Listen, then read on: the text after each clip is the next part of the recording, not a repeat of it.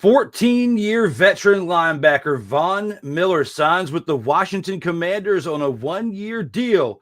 Will this move increase their chances at reaching the Super Bowl this season? Chiefs running back Rashee Rice sentenced to 30 days in jail and probation after 2024 car crash. How long of suspension do you guys believe he'll receive? And should the Chiefs cut him? TJ Watt becomes the highest paid non-quarterback in NFL history with recent contract extension. Will this move help or hurt this team's odds at reaching the Super Bowl within the span of the contract's duration? All that and more on episode 93 of Total Football Talk.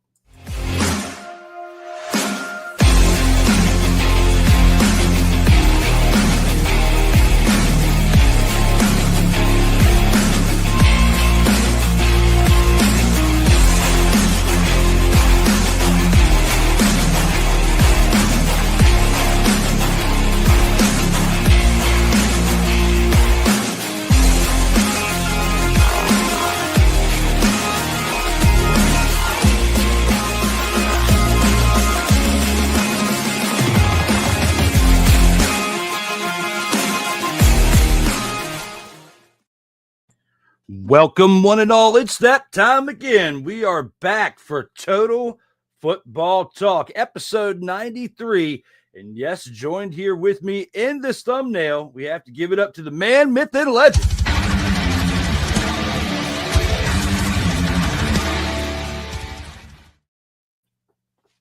Yes, we are rocking and rolling with Mr. McCoffey here for episode 93 of Total Football Talk. Welcome back there, sir. Well, thank you for having me once again, Drew. Appreciate you having me on. Talk some CFL and some NFL news and notes. Training camp starts this week, so I'm excited for that. And I get some thoughts to share about a certain NFL team in the post game, similar to last week, but with some news that happened this week. But no, otherwise, happy to be here. As always, happy to see you again there, sir. And yes, we do have much to discuss. We're just 2 weeks out from seeing NFL football again. It's not full speed, of course. It is the Hall of Fame game, and it is the start of preseason, but it just is the beginning of getting those NFL fans, those hardcore fans who watch nothing but NFL football, they will be hyped for the start of the season. And we get the Lions starting it out against the Chargers on that day. So it'll be interesting to see how that goes down for that on July 31st. But for today, we do have much in store here, especially when it comes to the CFL in week 6 to discuss a game that got delayed from Friday to Saturday and much more. Let's go ahead and take this into the opening drive.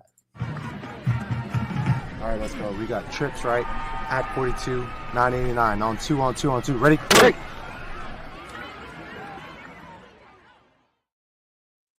And here with the opening drive, started out with the Friday game.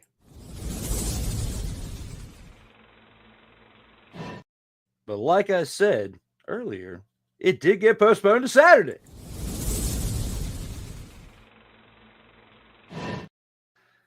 And for that, we have the Calgary Stampeders and my Saskatchewan Roughriders that we have to talk about.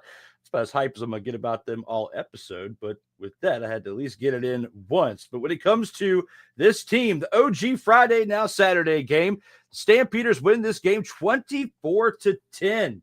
Vernon Adams Jr., 28 of 36, 428 passing yards with 3 passing touchdowns, 2 interceptions, along with 2 carries for 16 rushing yards.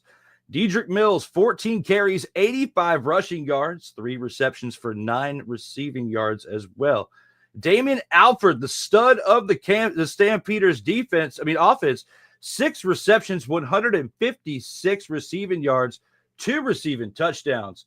The help with Dominique Rhymes getting 5 receptions for 88 yards was definitely big, along with Jalen Philpott, had one half of the Twins, 6 receptions, 86 receiving yards. Eric Brooks adding 4 receptions for 50 receiving yards and a touchdown as well.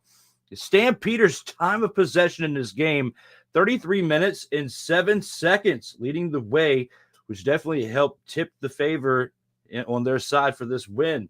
Stampeders defense, 3 sacks and 2 fumble recoveries on the day. Now, on the other side for the Rough Riders, Trevor Harris, 36 of 44, 425 passing yards, but only 1 touchdown. Didn't turn the ball over, but only got the ball in the end zone 1 time, passing it in. The rushing for the Rough Riders, though, wow, 9 carries for 16 total yards as a total team. The Rough Riders just looked like absolute dumpster pelicans out there. I haven't clicked in a while, and I'm going to click it now, Ryan McCarthy. It is time. I click this button right here and talk about the fact that the Rough Riders offensive line looked like a bunch of dumpster pelicans. I know that later on down the line, there's going to be more of an emphasis on it, but it's time that I finally, as a fan of the Saskatchewan Rough Riders of the Canadian Football League, sitting here talking to you, not like a fan, I'm going to sit here and tell you that they look like a bunch of dumpster pelicans. They were the number 1 beak at the top right corner. The one at the top right corner with the largest beak in the face of you and the face of others. They were dumpster pelicans. Ran over 9 carries, 16 yards. Absolutely terrible. The only positive part of their offense, besides Trevor Harris not turning the ball over and throwing for 400 passing yards, was Joe Robustelli having 11 receptions for 191 receiving yards and the 1 hauled touchdown pass from Trevor Harris. Keyshawn Johnson, 4 receptions, 60 yards on the day. And the defense for the Rough Riders, not too shabby. I mean, they had 1 fumble recovery and 2 interceptions, one by C.J. Rivas and the other by A.J. Allen. The Rough Riders' total penalties, 5 for 42 total yards. So that did contribute to the fact that they took the big old fat old stinking.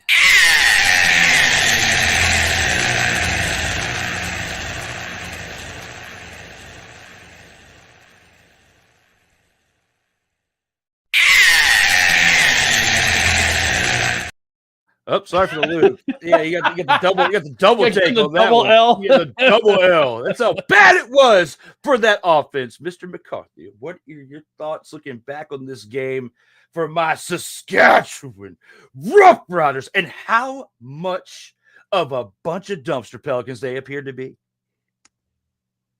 Well, let's talk about the other issue at hand here. This between the CFL and the Saskatchewan Rough Riders, and how I think they both bungled the fact that there was smoke in the area based on fires that were happening to the. I don't know about that, but that's what it appeared to be. That's what it appeared to be at first, but no, I guess there were some fires going on. I don't know what happened if somebody's ATV, so somebody's ATV backfired, or somebody was literally setting a fire in Saskatchewan somewhere. Like, Canada, get your stuff together with the wildfires, please. Canada, somebody probably lit a bay of maple leaves and a bunch of ganja and had some type of air mover moving it out to where people got a contact. And that's what happened to my Saskatchewan Rough Riders offensive line and rushing team. And that's what you're going to tell us, isn't it? I'm hoping. No, unfortunately not. Well, I was going to say it could have been a ganja hangover for all we know, but I don't know if that exists. I've never had it. Can't tell you. I don't know if you can get a hangover from that stuff. Yeah, that's not a topic for me to touch up on. But this is not that type of show. This is not that type of show. You will in the evening on Sundays. We could talk about that. On which show? In or Out Sports Debate or D Will in the Evening? D Will in the Evening. That's more of an appropriate show for that setting. Yeah. But I have to address this bungling between the CFL and the Saskatchewan Rough Riders. They're both pointing the blame at each other as to who should have been the ones to originally keep the fans informed of what they were going to do for Friday's game. You get people in the stands waiting for 4+ hours at Mosaic Stadium, waiting for the football game to happen. And it didn't happen. And you've got folks who are, you got the vicinity, the surrounding vicinity. Most of the ticket holders are from there, but you also got people visiting from way outside of Regina, Saskatchewan. People coming from 2, 3, 4, 5, 6 hours out to go to a football game. You got people visiting from Calgary, from the Calgary area, taking time out of their weekend, spending their hard-earned cash, only to have the game delayed 1 hour. Actually, originally it was a 45-minute delay. Then it turned into an hour and a half. Then it turned into 3 hours. Then it turned into 4 hours. And I'm sitting there going, you know what? It's 10:30. It's 10:30 Eastern time. This game was supposed to start at 9 p.m. Eastern.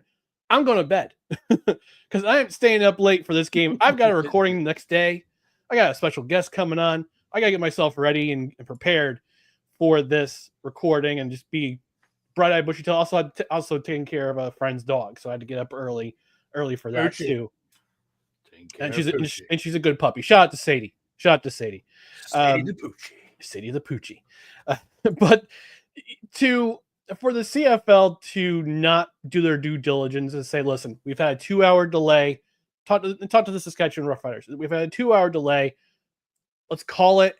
Let's postpone it till tomorrow afternoon, local time, and we'll call it a day. And good on Saskatchewan Roughriders for issuing refunds, issuing ticket vouchers, letting people who had tickets for the next day who stuck around and went to the game regardless, they could bring in their own food. They could bring in their own beverages.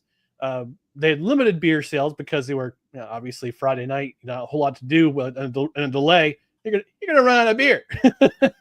so they let people, there were limited sales of beer in the stands, which is understandable because you had limited supply. But they did their goodwill to the people who stayed, who decided to come back the next day at 2:00 local time and come for the game and stay for the game, watch this game. Unfortunately for those fans who stuck around, you stuck around to an A double snakes whipping. Let's call this what it is. It was an A double snakes whipping. It was not just on one side of the ball, but both sides of the ball. That defensive unit, especially the front seven of that Calgary Stampeders team, they were legit. You only saw them, they only had 2 sacks for the game. But, I'm sorry, 3 sacks. I apologize. 3 sacks, but they also had 2 fumble recoveries. They also harassed Trevor Harris all game long. They barely allowed 15 yards rushing in this game. They held this Rough Riders team, who is very good on the ground. They know how to run the ball. And they held them to 16 yards total. That's incredible. That's an incredible effort. And I tip my hat to the Calgary Stampeders. We made fun of them a lot last year on this program because of the way that they played, because of the lack of effort they had. But this year has been kind of a 180. So it's been almost a 180 of last year. And Calgary, if they win this week against Winnipeg, they're traveling to Winnipeg this week. They're actually playing them tonight. If they beat Winnipeg in their own house, which is tough to do, it's tough to win at Princess Auto Stadium. They've lost 9 games in a row at Princess Auto Stadium. But if they come in and not only they beat Winnipeg, but they also win by more than 10, I gotta say Calgary is in contention to be the Western representative for the Grey Cup. And yes, it's only week 7. Here we are, week 7. It's a long way to go, or about a third of the way through the season.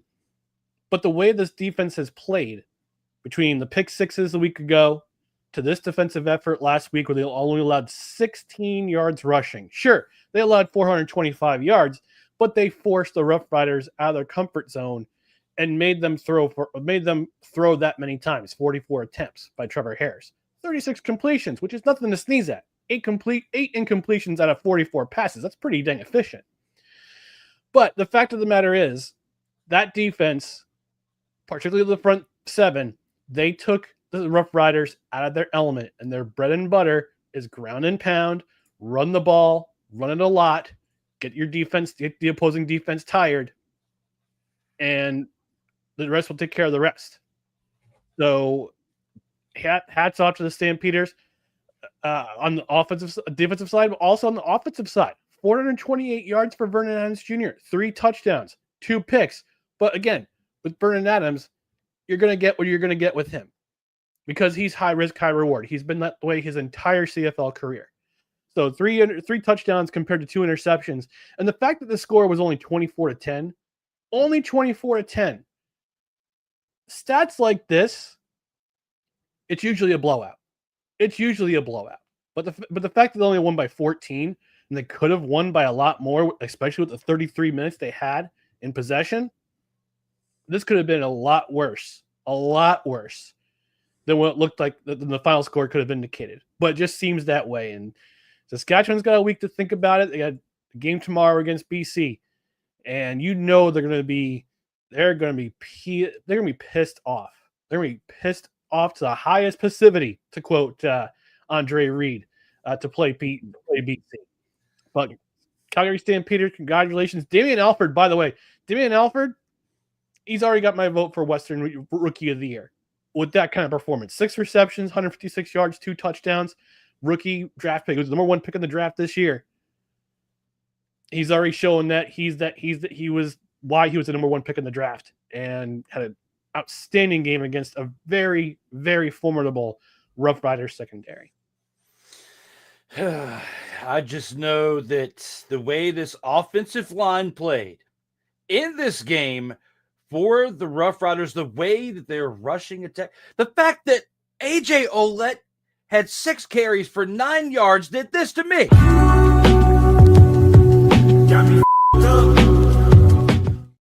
Messed me all up because I just could not believe that they were having their way with one of the beast runners in the league.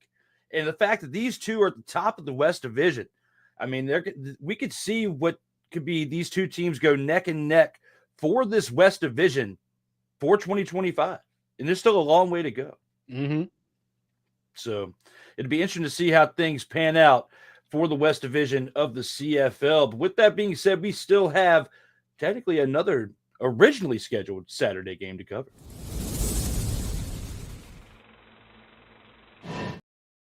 And with the Saturday game that we have here on the slate to look back at, we have to take a look at the Ottawa Redblacks and the Hamilton Tiger Kitties.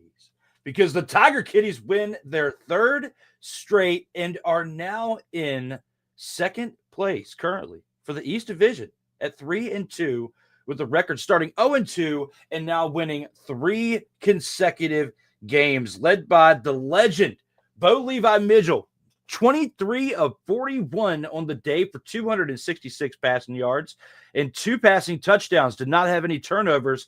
Also added 2 carries for 14 yards on the ground.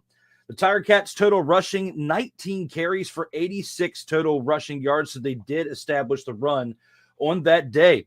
Kenny the King Lawler, as he's trying to take the crown over there in Hamilton, 6 receptions for 95 yards and added 2 receiving touchdowns within those 6 catches, meaning a third of his catches were for touchdowns.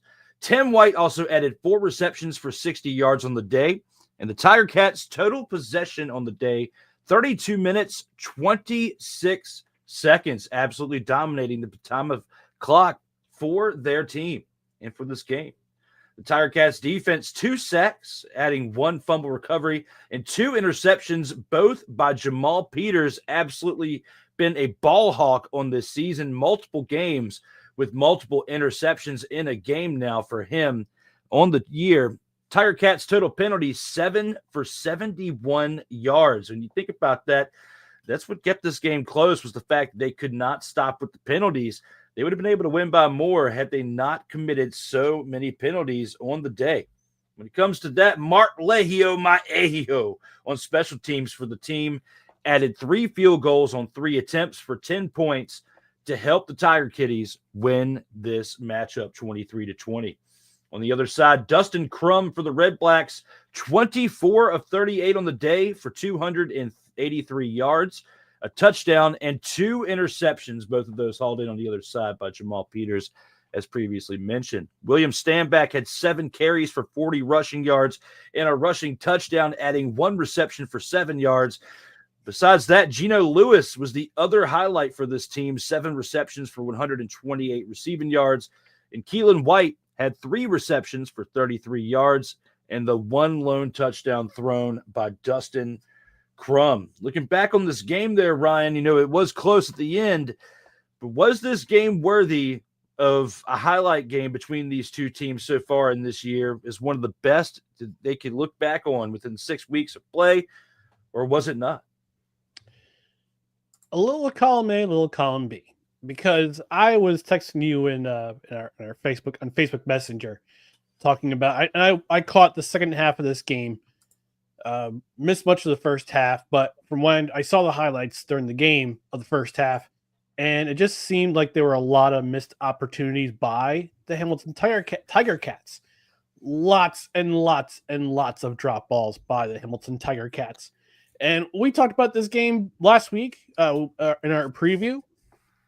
We said if you liked quarterback play, if you love guys slinging the rock, both quarterbacks did. Dustin Crum did his job. He had 283 yards.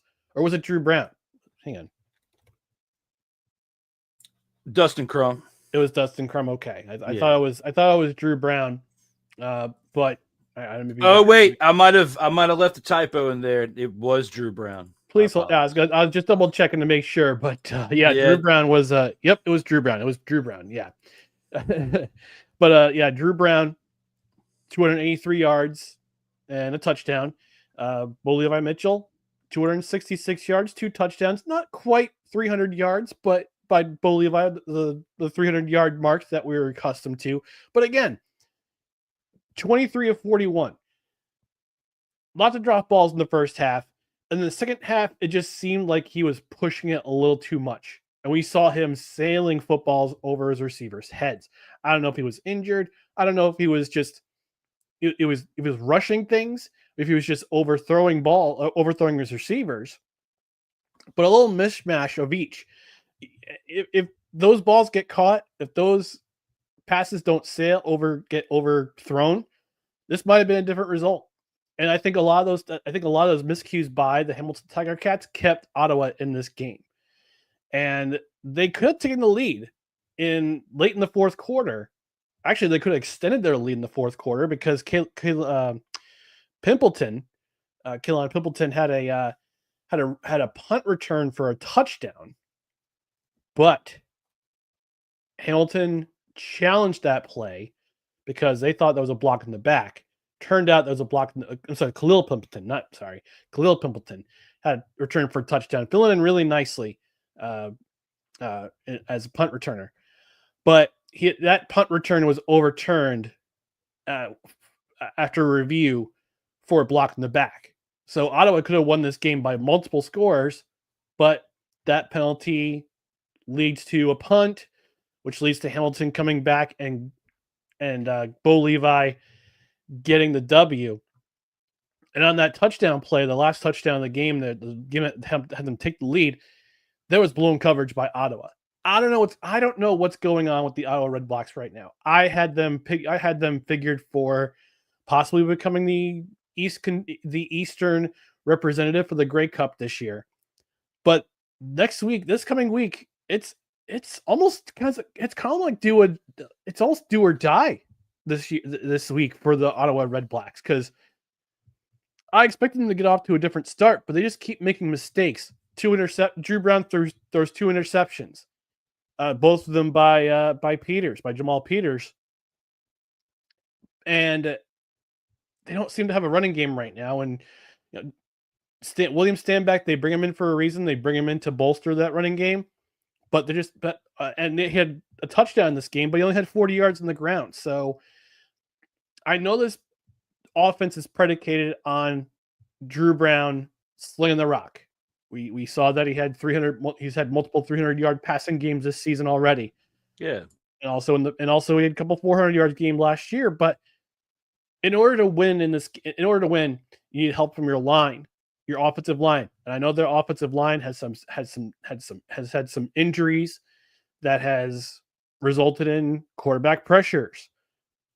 Tiger Cats had 2 sacks. One of them was very important to. One of them was key to get time off for that last drive that Ottawa was going down the field for, to try to tie the game or win the game.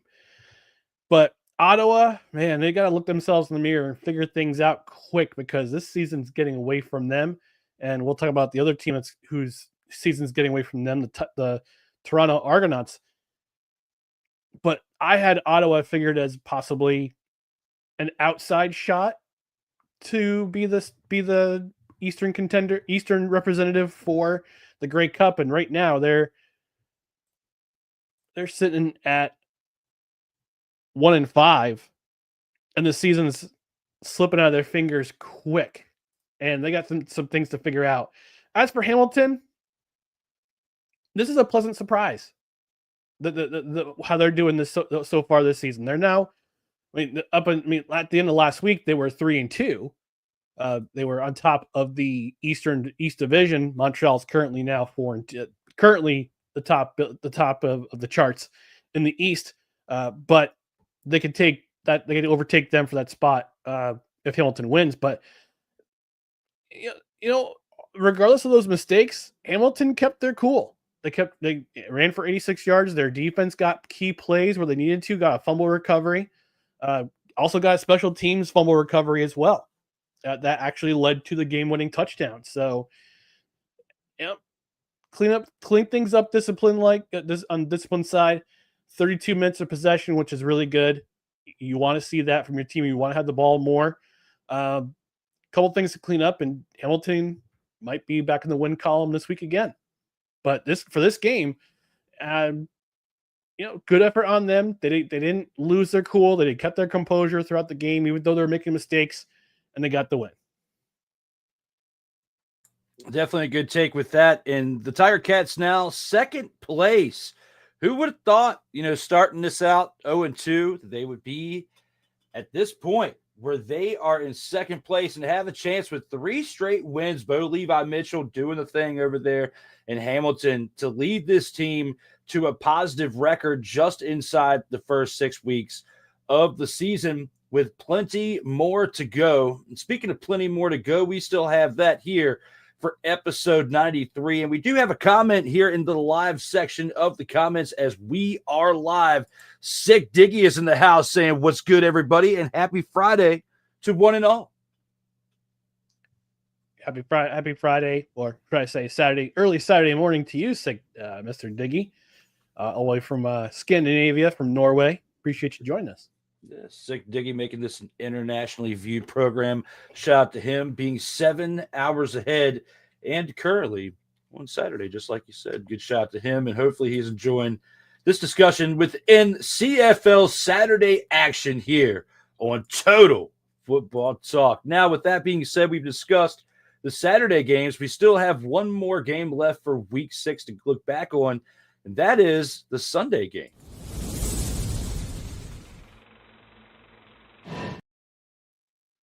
And that Sunday game was between the BC Lions and the Edmonton Elks, which took place at 7 p.m. Eastern time there on that Sunday. As the BC Lions came into town winning 32-14, absolutely smacking around the Edmonton Elkamos, as we've called them before. But the British Columbia Lions coming into town, smacking them around as Nathan Rourke, 26-30, nearly perfect on the day, passing 345 passing yards, 2 passing touchdowns.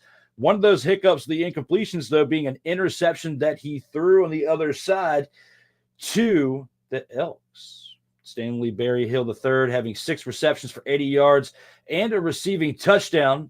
Let's not overshadow that with the fact that when speaking about Nathan Rourke just a second ago, he did add 2 carries for 8 rushing yards on the ground. And speaking on the ground, James Butler was the workhorse on the ground, 30 carries for 172 rushing yards and a rushing touchdown. He also added 3 receptions for 35 receiving yards. Keon Hatcher, 9 receptions for 130 receiving yards, along with the fact that Javon Katoy added 6 receptions for 74 receiving yards and a receiving touchdown to go along with the one that Stanley Berryhill III had previously mentioned. Now, we talked about time possession for the 3 teams, for the other teams that had won, and then the 3 teams that had won during this weekend since we last covered last week. The Lions had the most with 42 minutes and 54 seconds of time of possession, absolutely dominating this game. When you make it to the fact that the other team had less than 18 minutes of total possession for the game, that's why you dominated the Elks. And that's what happened here for the BC Lions as they had that much time of possession in this game. Now, with that, the defense only had to muster up 1 sack and 1 interception by Gary Peters to keep this team relevant on that side, but they did their job, along with the special teams of Sean White adding 3 field goals on 3 attempts, with 12 total points contributed for this BC Lions team. Cody Fajardo on the other side only had 5 total pass completions out of 7 attempts, 78 passing yards, and a passing touchdown. He did have 3 carries for 13 rushing yards and a rushing touchdown, but with sharing the duties with Trey Ford, who had 4 total completions out of 12 attempts, only mustering up 34 passing yards and an interception, along with 4 carries for 47 yards, you might as well have just let Cody Fajardo do his thing for the entirety of the game. And I'll let you touch more on that here in a second, but with Curly Gittens Jr. adding 3 receptions for 55 yards and a touchdown, which was the only real highlight on the day for this offense, besides Fajardo doing somewhat little bit of damage to the Lions defense. Stephen Dunbar, 2 receptions for 28 receiving yards. But the big thing we talked about earlier was the time of possession for the Lions, the Elks only having 17 minutes and 6 seconds of total time of possession in a 1-hour game and adding 7 penalties for 55 total penalty yards. Looking back on this here, Ryan, with all that being mentioned, what are your biggest takeaways when looking back on this game? Another double snakes whipping. Although Yes. the final score says 32-14, it was only an 18-point win for the Lions. That stat sheet is just exploding with yards. The Elks bled yards. 345 yards for Nathan Rourke. He's now 15-9 as a CFL starter. And he's perfect against the Edmonton Elks / Eskimos. But here's the biggest storyline for me. The BC Lions, which are not typically known as a physical team, they were physical in this game against the Edmonton Elks. James Butler in particular, 30 carries. They had between the rushing and the passing, they actually ran the ball more than they threw the ball. They had more running plays than passing plays, and James Butler had 30 carries, 172 yards, and a TD. He's eaten up yards, and I know that the Tiger Cats, Tiger Kitties, they decide to go in a different direction with their running game, but James Butler is making him see, look, maybe it wasn't a good idea to release me, but putting up 172 yards. He had a really good game against Saskatchewan a couple weeks ago, but this was an impressive outing for him.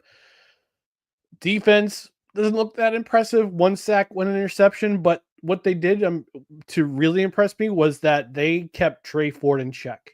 And we talked about this last week in our predictions for week 6 of the CFL. And I said I was really hoping that Edmonton could carry that momentum they had in their win over Ottawa into this game.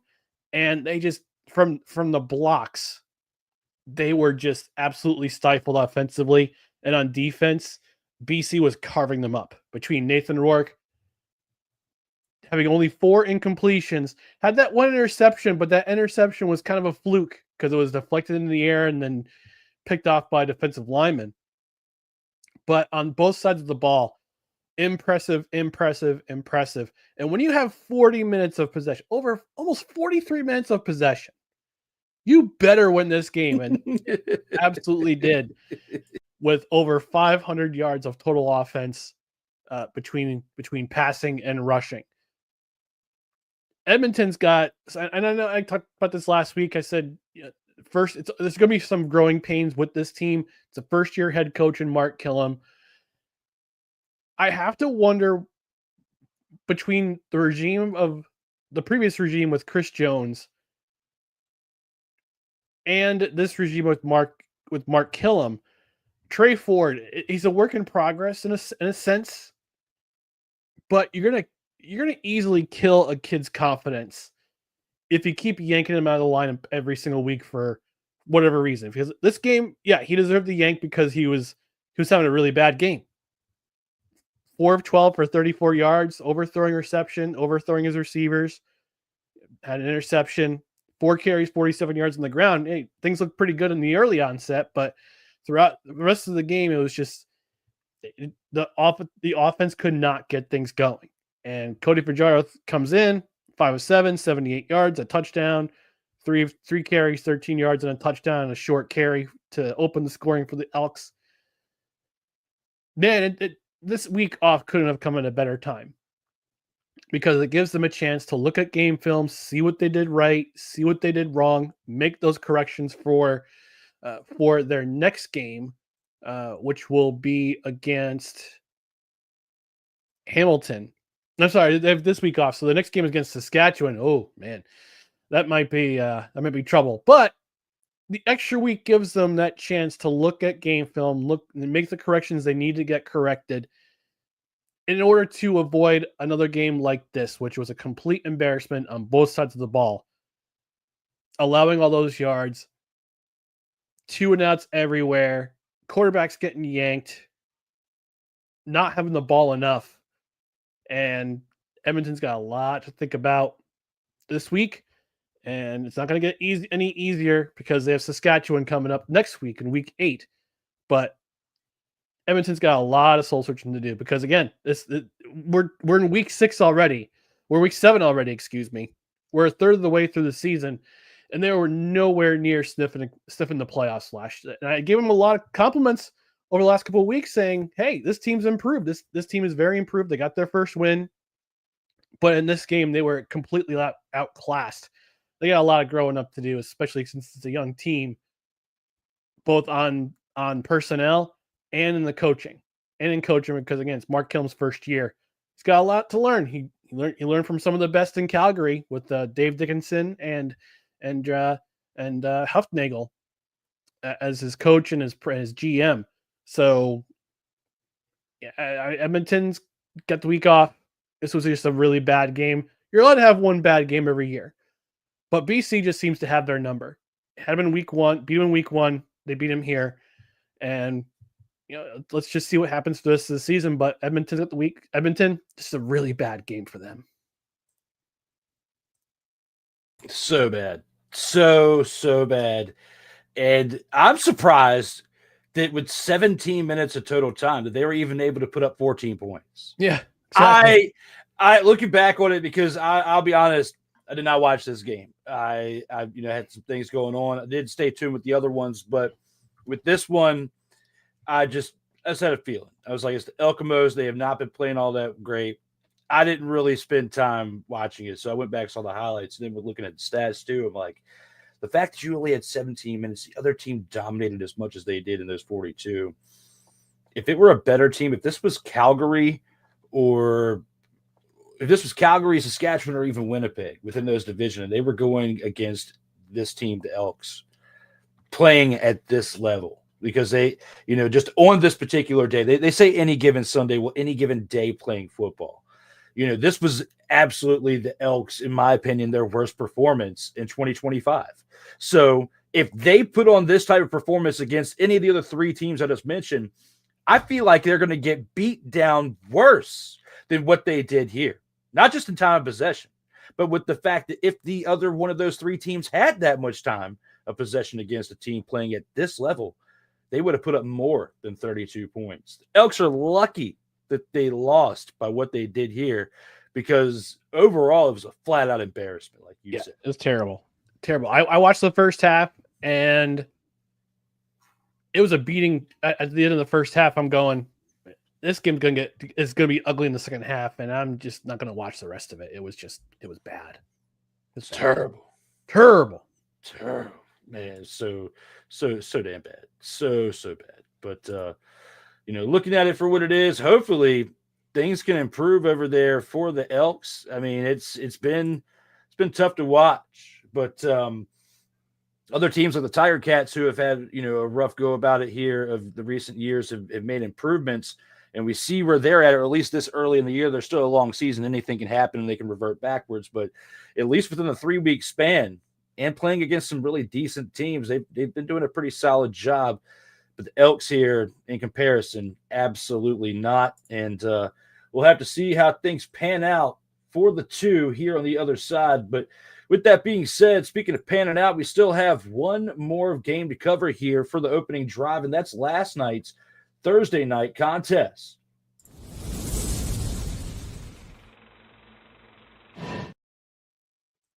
And that being a tough one and a close one between the Toronto Argonauts and the Montreal Alouettes. The Argonauts only losing by 1 point to the home team, Montreal here. And looking back at this game, Ryan, we got to note multiple things. The fact that, Davis Alexander coming back into this for the Argonauts, 300 passing yards. He did have 13 incompletions, but only on 39 passing attempts. I mean, he absolutely slung this ball around all game, completing 26 of them.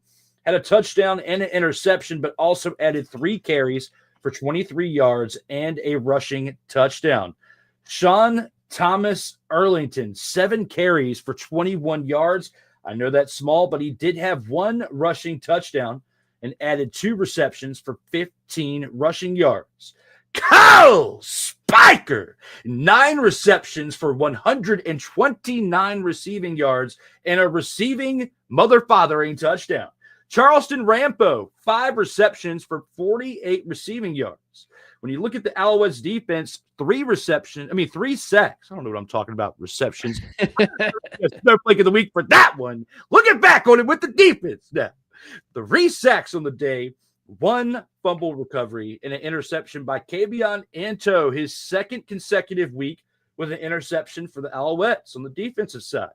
The total penalties for this team, 3 for 20 yards, not too bad.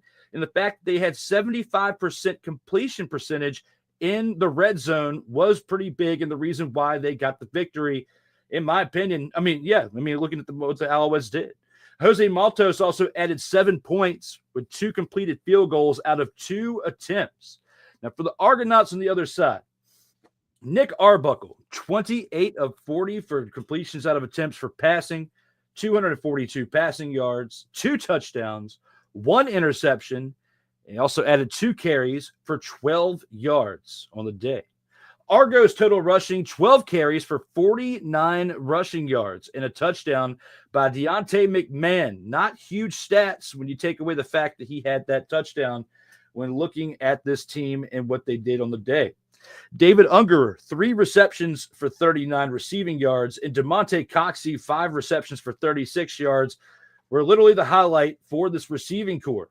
The Argos defense, 0 sacks on the day, 1 fumble recovery, and an interception by Tavares McFadden. And the penalties for this team, 3 receptions for 30 yards, but the one positive note was when it came to their scoring, they had 3 completed. They were 3 of 3 for red zone attempts. So they were 100%, which is what helped keep them close in this game. Liram, our guy Liram, the kicker on the other side, Liram had 1 completed field goal out of 1 attempt for 6 total points in this close contest between the Toronto Argonauts and the Montreal Alouettes. I know I butchered his name, and much more within this flashback of this game there, Ryan. What are your thoughts when looking back at last night's game? Crazy fourth quarter. Crazy. I watched the highlights this morning. And Alouettes strolling at home, it can't do anything offensively for the first 3 quarters of the game, but fourth quarter comes around and some magic happens. Magic was happening for the Alouettes offense. Got one in the red zone 3 times, converted all 3 times in the fourth quarter. And I've said the last couple of weeks, look, Davis Alexander, this offense goes through him. Had a pretty okay game, 303 yards touchdown, 303 yards of passing touchdown and interception, and ran the game-winning score. But here's the most important thing. If you notice on that last touchdown, he came up limp again. grabbing at his Yes. hamstring once again. I'm getting there going, no.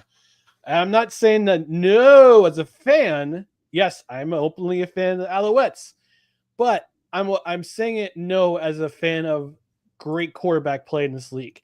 He is now in his first four. This is his fourth start in his career as a starter, but eighth overall. He's 8-0 so far in his CFL career. And you see that on this team is different offensively with him on the field. And they converted. They were terrible in the red zone against BC. Absolutely terrible in the red zone versus BC. They were much better in the red zone this time around, but they didn't get inside the 20 very often until that fourth quarter. They got the run game. The run game again. There's not a lot of teams have some stud running backs, especially in the Eastern Division. All the studs in the run and the off and the for running backs in this league, they're on the West. They're on the West right now. Montreal had William stand back. They let him go in free agency after 2023. So I definitely think that they need to find somebody to run that ball. They need to do a better job on the offensive line, both protecting the quarterback, although they allowed no sacks in this game. But they need to do a better job running the ball. But this is an offense created by a quarterback. Head coach of the team is a quarterback, Jason Moss. Their offensive coordinator is the GOAT of CFL quarterbacks and Anthony Calvillo. So they're gonna throw the ball a lot. The defense. Let's talk about this defense. Let's talk about let's talk about the last 4 sequences of this game. And Davis Alexander you see he's obviously got some chemistry with Cole Speaker. 9 receptions, 129 yards, and a touchdown.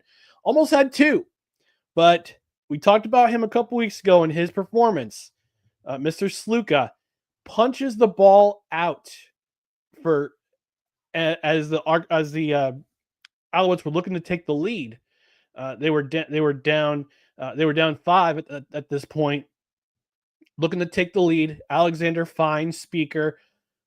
I don't say wide open, but he had some nice separation, and he's running towards the end zone. And my guy Sluka punches the ball out before Speaker crosses the line, and it's a turnover. But then on the Argonauts' possession, the next possession on offense, they get the ball right back, which leads to Alexander's run for a touchdown. And then with 57 seconds left, Argos are driving down the field, looking like they're going to try to tie this. All they needed was a field goal to win this game. They were only down 1, but they were up as many as 8. They're up by 18 in the third. At the end of the third quarter, they were actually up by 11, but they were up as many as 18 points. They let this game slip away, and the final possession of the game for the Argonauts, they're driving down the field. Noel Thorpe, defensive coordinator for the Alouettes, draws up a blitz, and Marc-Antoine Duquois just absolutely levels Nick Arbuckle.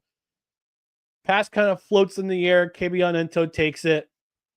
They get the 3. They get the 2 and out, but they waste time off the clock. Now, here's the curious thing. I know you caught the highlights, and so did I.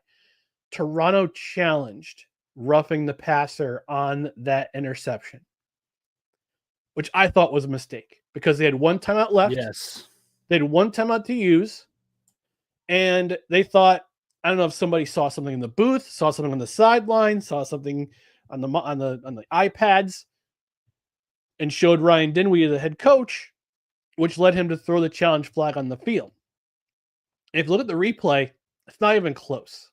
And I know that I've talked about this on this show, both in the NFL and the CFL.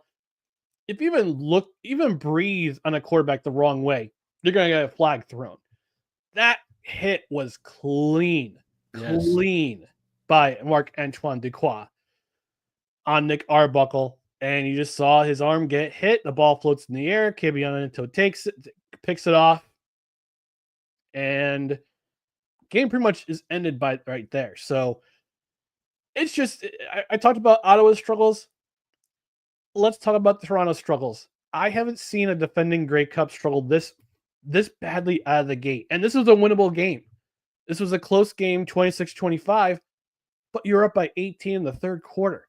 You had a chance to lock this game up in front of a rowdy crowd at Percival Molson Stadium, and you didn't. And there's a lot of questions that need to be left to be answered by the Toronto Argonauts. And here's the curious thing: Chad Kelly's still got one more. I think he's got one more week on IR before he can come back. He wasn't even at this game. He wasn't even on the sideline, which it's crazy to me. I don't know if he's getting more rehab in Buffalo, across the border.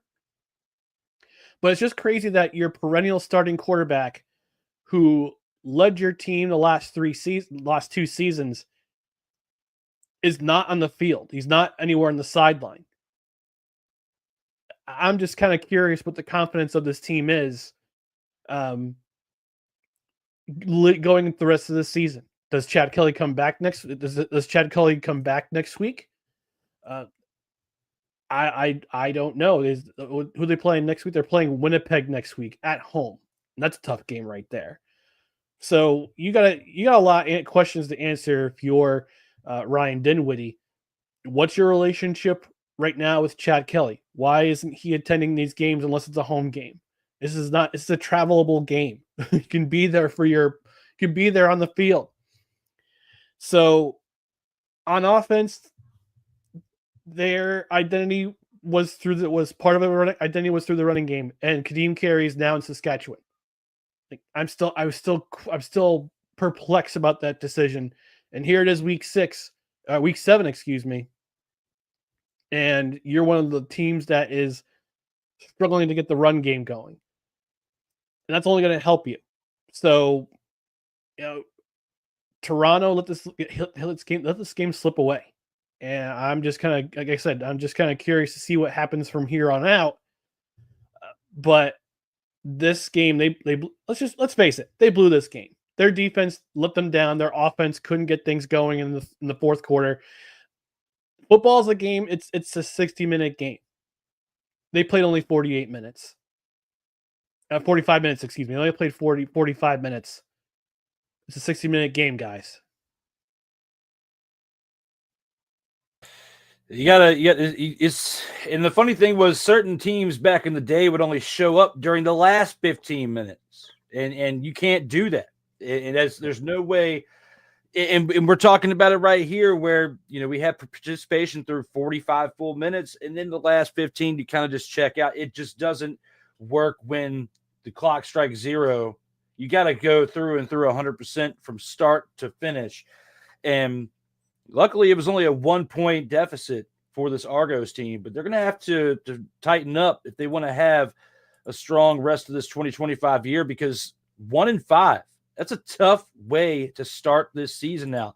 You are not much better than the Red Blacks that we just talked about just a few minutes ago, who, we were gracious enough with that, but they've started out rough too.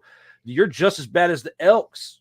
Yeah. Worse, you got one more loss. So it's pretty much essentially the same record with one more loss. You cannot sustain a good year if you start out 1-6, 1-7, 1-8. There's no way.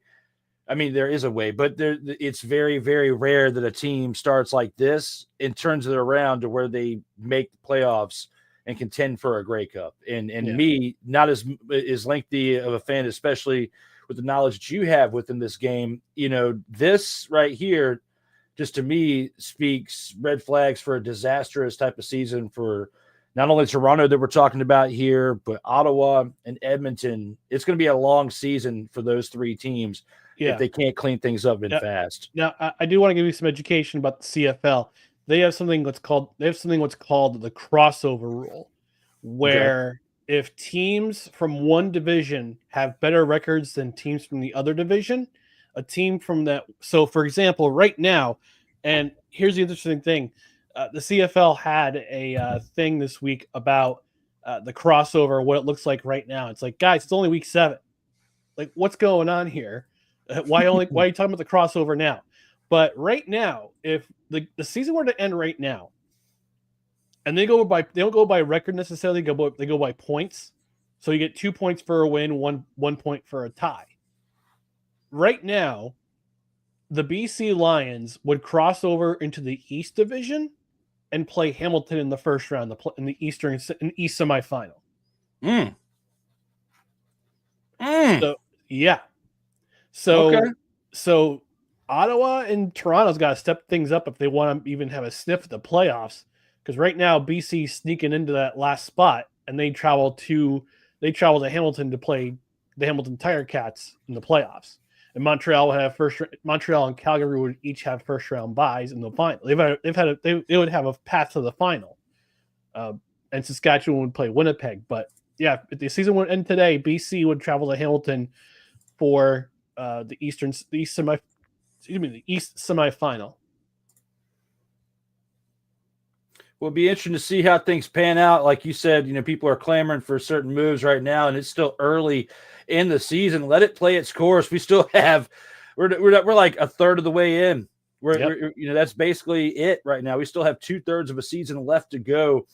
And speaking of having plenty more left to go, we still have plenty of show left to go. But before we get to that point, we're going to take our first commercial break. But we can at least agree on that between the Argonauts, the Red Blacks, and the Elks, they are all total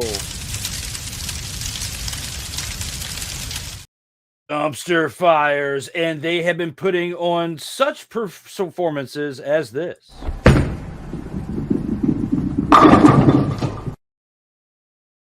Keep that in mind as we take a 3-minute commercial break. But when we come back, we got the Grand Champ, the Snowflake of the Week, the 2-minute drill, and the Gridiron Scoop. Much more left for episode 93. All right, let's go. We got trips, right? At 42, 989 on two.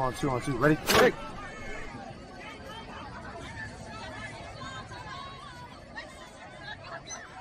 We're just getting started.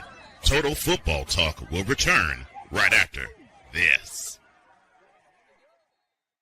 Join Ryan McCarthy. I became a Jets fan because Kurt the Frog was my favorite Muppet because he was green, and the Jets wore green. That's how I became a Jets fan. And Dustin Henry. ESPN is cashing all in on let's pay a few personalities and we'll just kind of fill in the gaps. As they walk you through all of the world of sports from their perspective. The Albany Empire, it's a literal circus. No credentials required. Where, Ryan, say the tag. Where you don't need a press pass to talk sports. Live every Tuesday at 8 p.m. Eastern, 7 p.m. Central on YouTube and where you can find podcasts.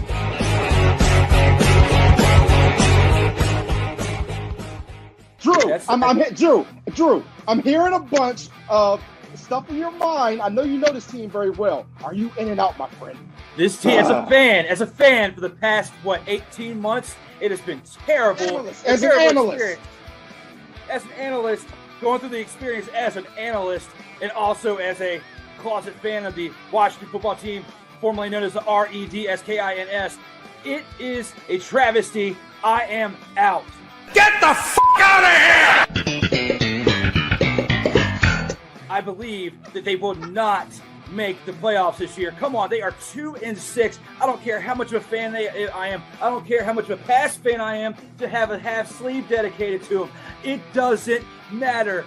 They S-U-C-K.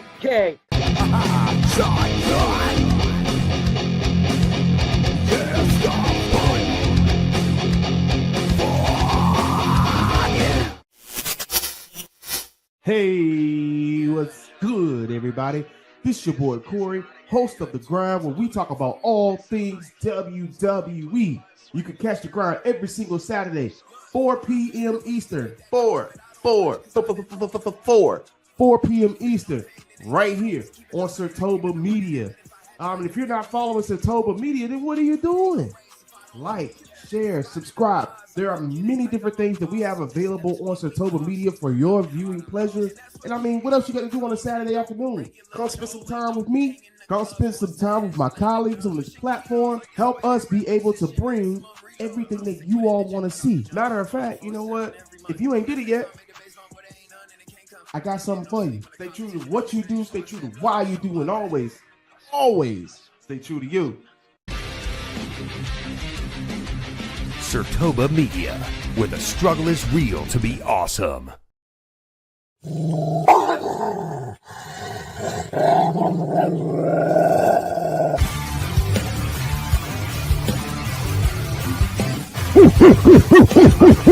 Where my dogs at?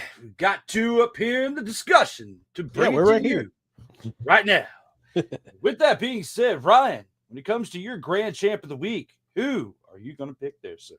All right, my Grand Champ of the Week is from the BC Lions, quarterback for the BC Lions. Actually, it was pretty tight for my Grand Champ of the Week. It was either between him and James Butler, but I went with Nathan Rourke. 26 of 30. Very efficient. 26 of 30. 345 passing yards, 2 passing touchdowns, 1 interception, which was kind of a fluky interception, but still an interception on the board. 2 carries, 8 rushing yards. He was primarily the X factor in the BC Lions win over the Edmonton Elks.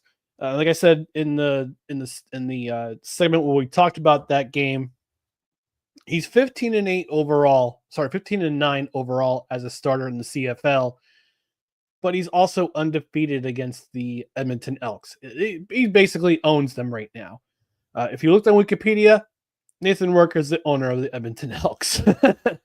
But he has been the X factor of this offense. We could argue that James Butler has been the X factor. But the reason why you've seen the BC Lions win their last 2 games in a row is because of that man on your screen, Nathan Rourke, with his performances once against Montreal, this week against the Edmonton Elks, this past week against the Edmonton Elks, and he's keeping things rolling, and that's the reason why BC's currently in a playoff position. Like I mentioned in the last segment, we talked about the crossover rule, but the offense goes through him, goes through Nathan Rourke, and he had a solid week this past week against the Edmonton Elks. So he's my Grand Champ of the Week. Solid pick there, sir. Solid pick. And, hopefully my pick out there does some justice with supporting your take right there, because mine is going to be someone from a different team, but somebody who definitely, I believe, was the highlight for that team and their victory over a pretty good one. And that being from the Stampeders, Damian Alford, 6 receptions for 156 receiving yards, 2 receiving touchdowns, and literally was the reason his team won by what he did on offense, in my opinion.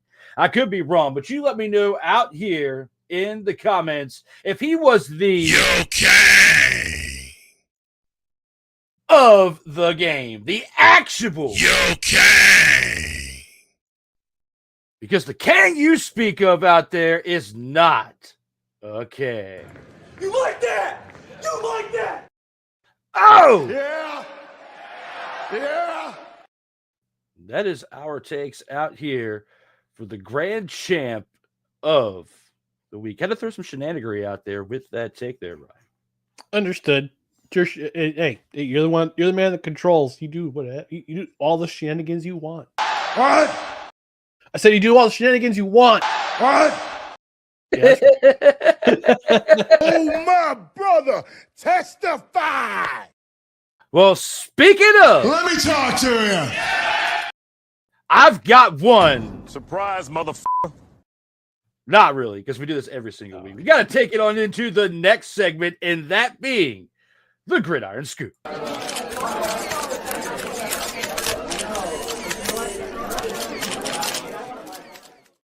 And I discussed this a few months ago as being a possibility on this show of a deal that could go down. And I didn't really have any flack when discussing it here on the show. I did in real life with talking about it and people amongst the circle and, of course, people at work as well when talking sports.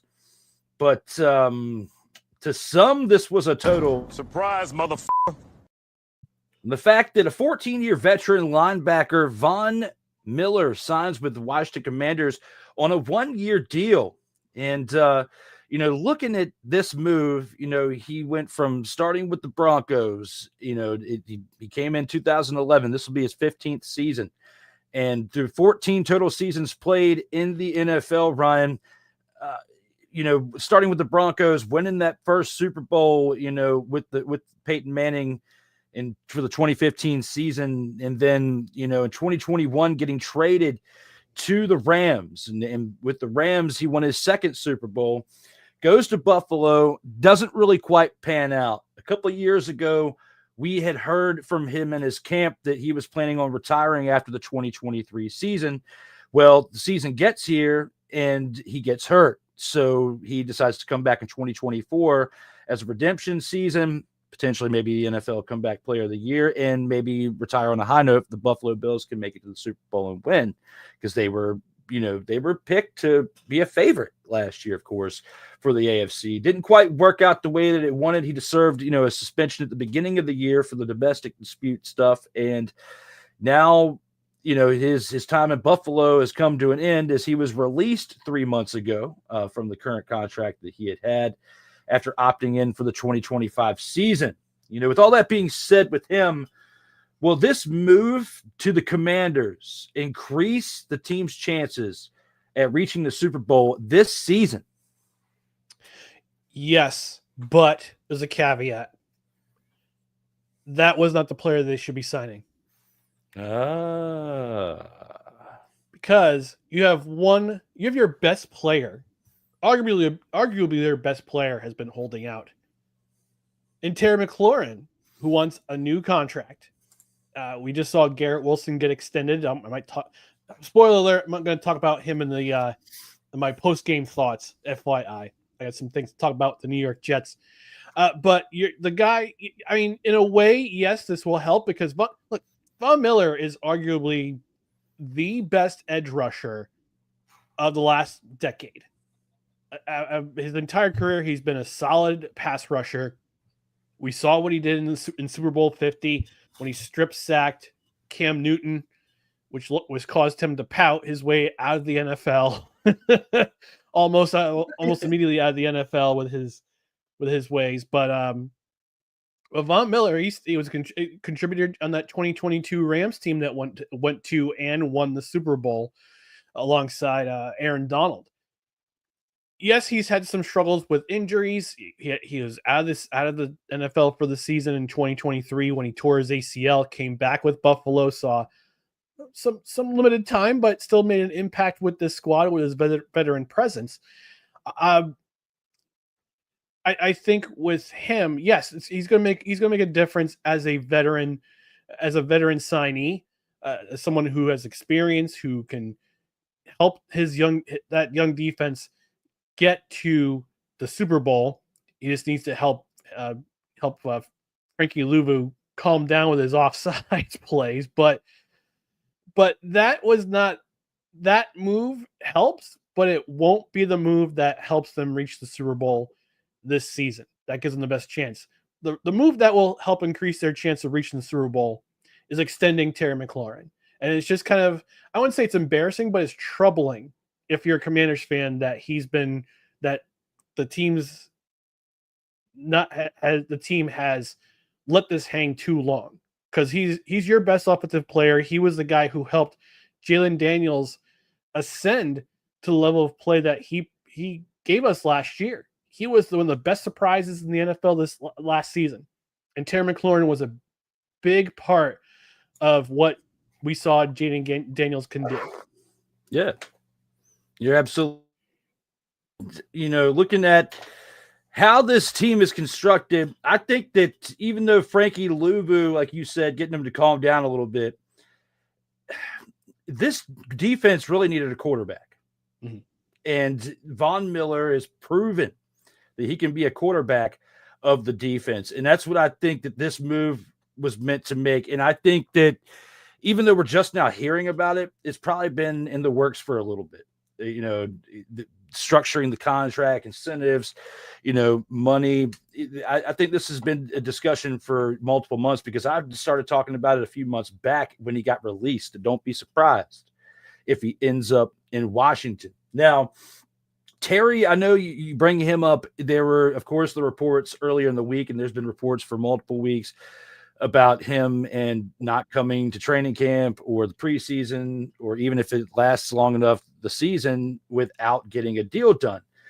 There has been behind closed doors. I've had a couple conversations this week with some people who are insiders over there in Washington that it looks like that there's a potential that a deal can be, completed within the next week. That is not 100%, in stone, but it's looking like it can get that way because you see other teams like the Steelers, who we'll talk about in a little bit, wrapping things up with one of their holdouts that could have been ugly had it gone too long. There's other teams like you brought up earlier with the Jets potentially that, there's multiple teams that it's go time now, July, because you've got the first game of the preseason, literally the Hall of Fame game that kicks things off on July 31st. And that's literally, it's make or break by then as far as getting your ducks in a row.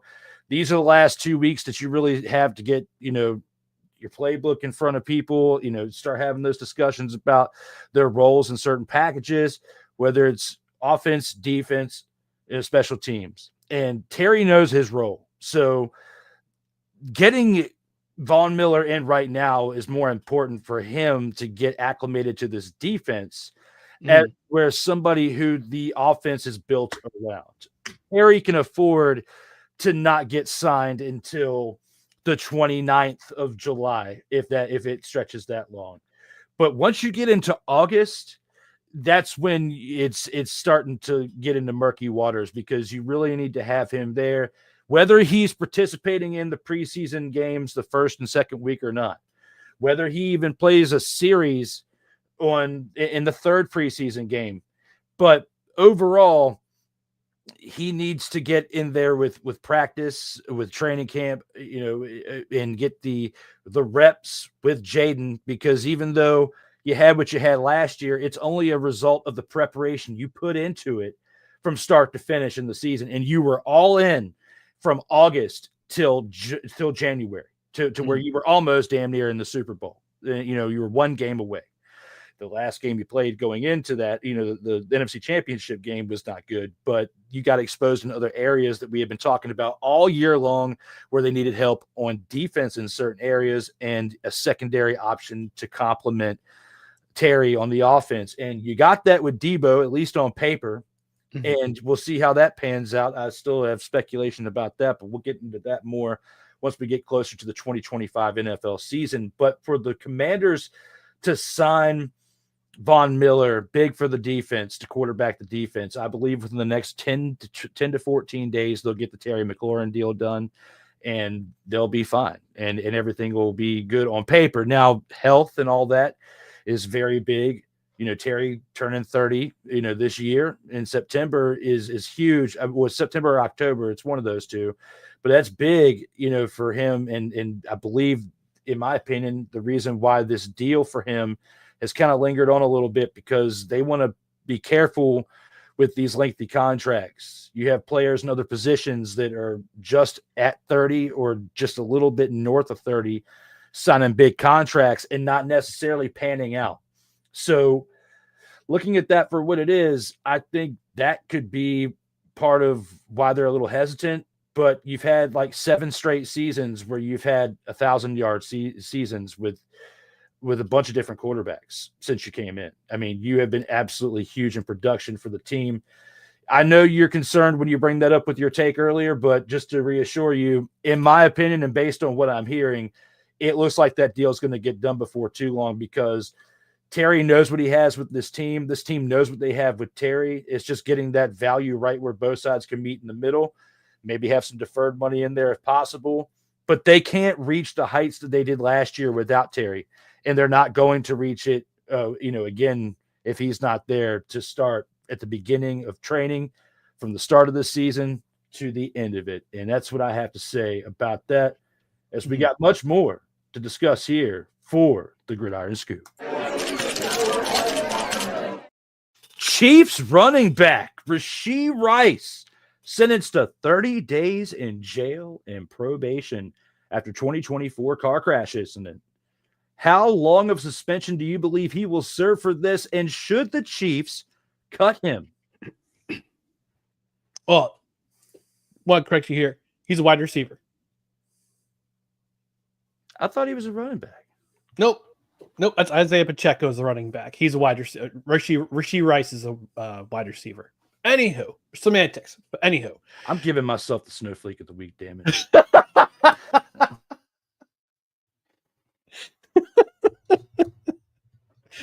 Oh, God bless you, Drew. I don't think he'll get the Justin Tucker and Deshaun Watson treatment. He won't get 10 games. I think he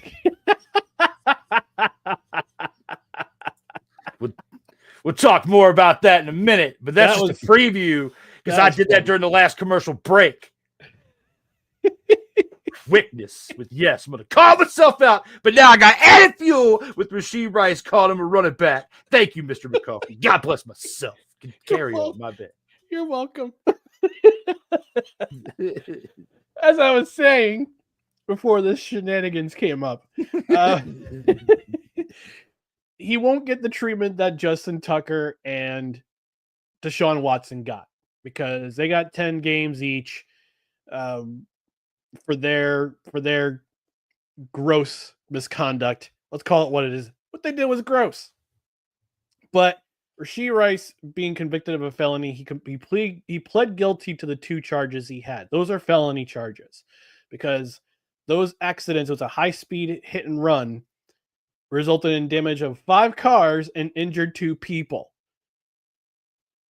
How long of a sentence he'll receive? I think he'll serve half the season. He'll serve at least 7 games, which is not quite half the season, but long enough for the NFL to say, okay, did you? Because by then he'll probably have served his time in jail, and I think the probation was 5 years or something. Yeah, like it was that? about 5 years he had. Okay, yeah. So committing a felony that definitely deserves a suspension. I think he'll serve a suspension for half the season. Now, should the Chiefs cut him? That's entirely up to Andy Reid. I know he runs a tight ship. I know he has let things kind of slide with active players, with disciplinary issues in the past, with arrests and things going on off the field. But I think he's too valuable to that offense because if they were to have Rashee Rice for a full season, he only played 4 games last year before he went on IR. And having him combined with Xavier Worthy would just give so much speed to that Chiefs offense.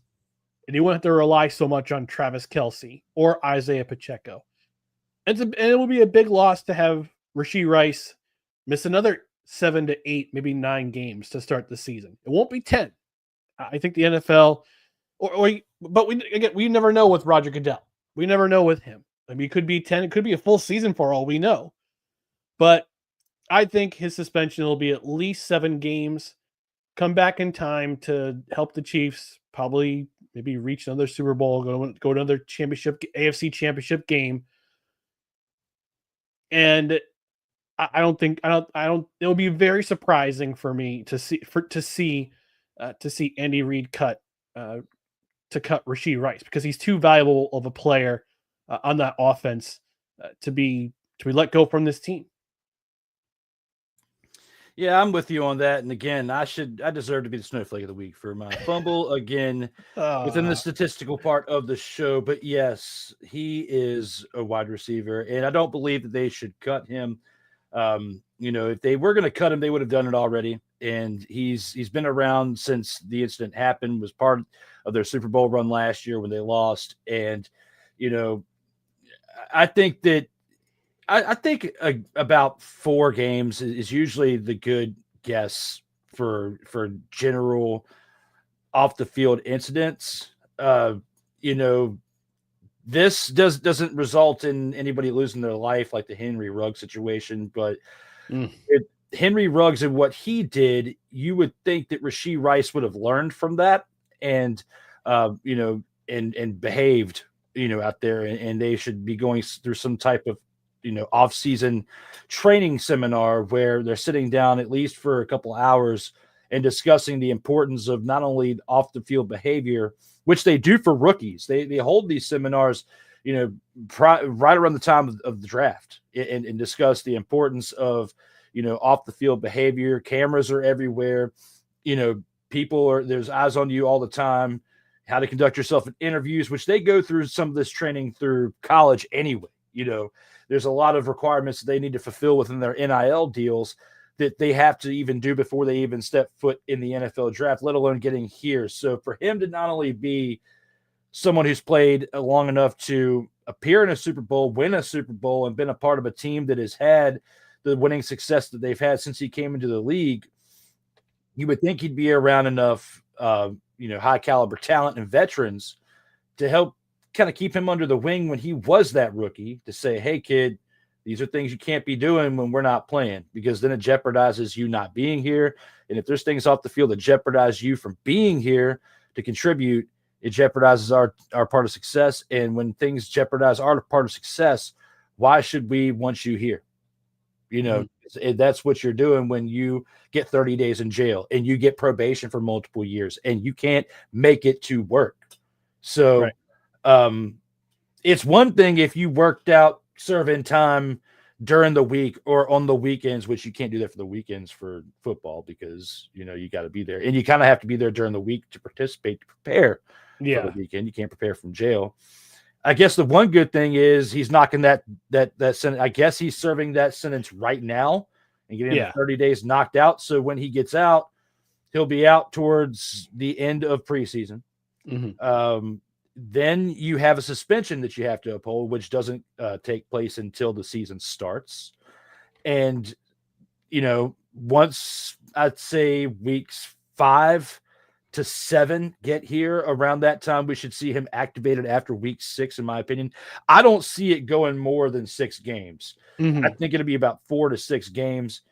If it goes more than 6 games, I'll be surprised because he'd already faced some disciplinary action prior to when this happened anyway.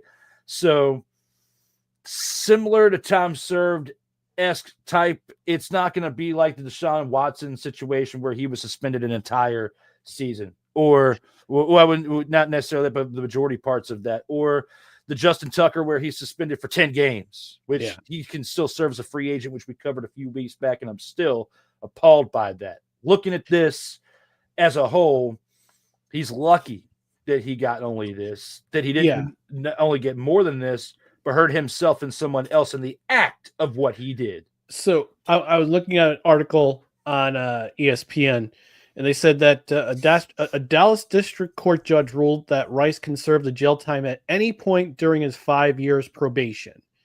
Rice received deferred adjudication, sources told Adam Schefter, so the case will be dismissed if he completes the probation. He's also paid $115,000 in restitution to the victims of the crash for their medical expenses. And I saw a comment from Sick Diggy in here. He said that hopefully they have his license revoked for a year.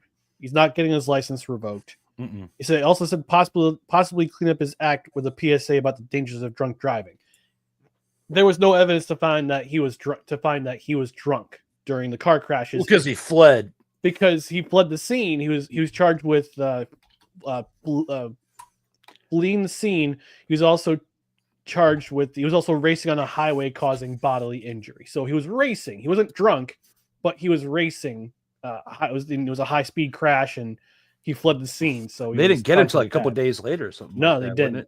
Which gives you time to get your alcohol out of your system, and then if he was to have been drinking, okay.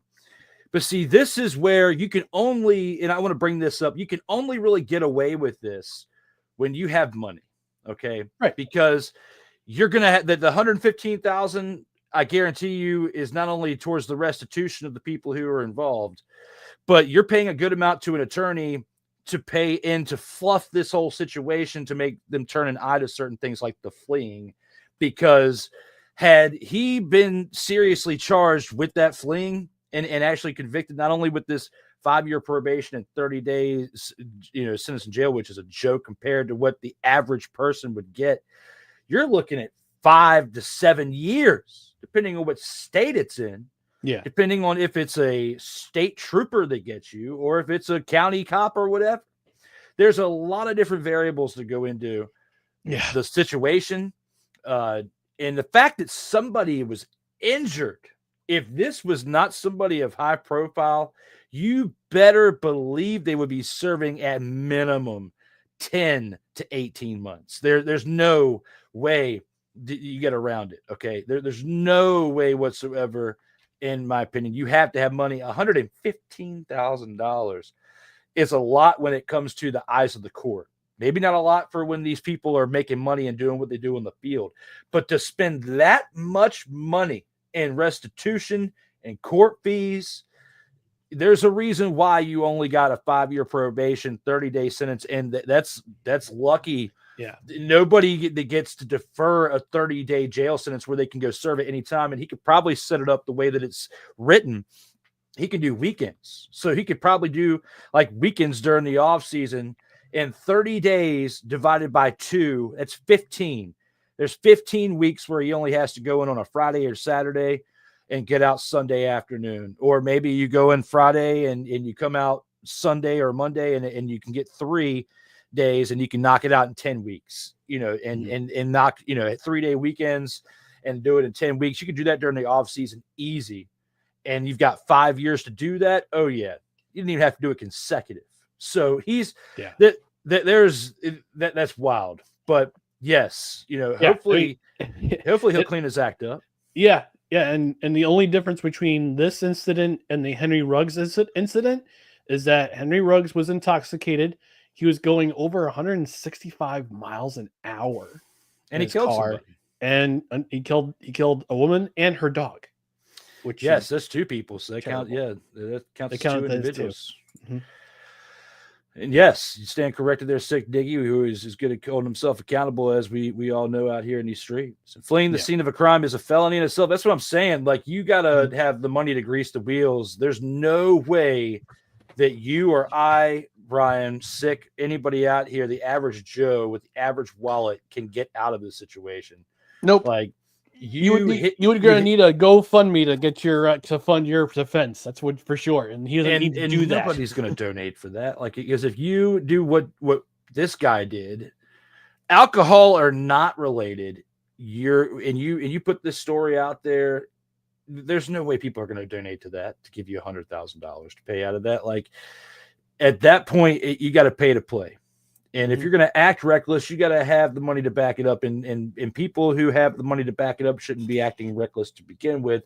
Nope. So that goes to my point as to where people need to tighten up out here in these streets, because, regardless if you could pay your way out of it, had those people that you hurt lost their life, like in the Henry Ruggs situation, that proves right there there's not enough money that could get him necessarily out of it to where he didn't serve time. He did serve time, but the least amount of time that he got, in the fact that he still could potentially have a football career afterwards, goes to show that he was able to pay to play too, because you or I in that situation would be doing life. We wouldn't be out here with the potential of parole in 2026, 2027, talking to you out here or doing jailhouse interviews. Nobody would care, because it's high profile. And that's just being real. It being high profile and playing in the NFL, that's why people care.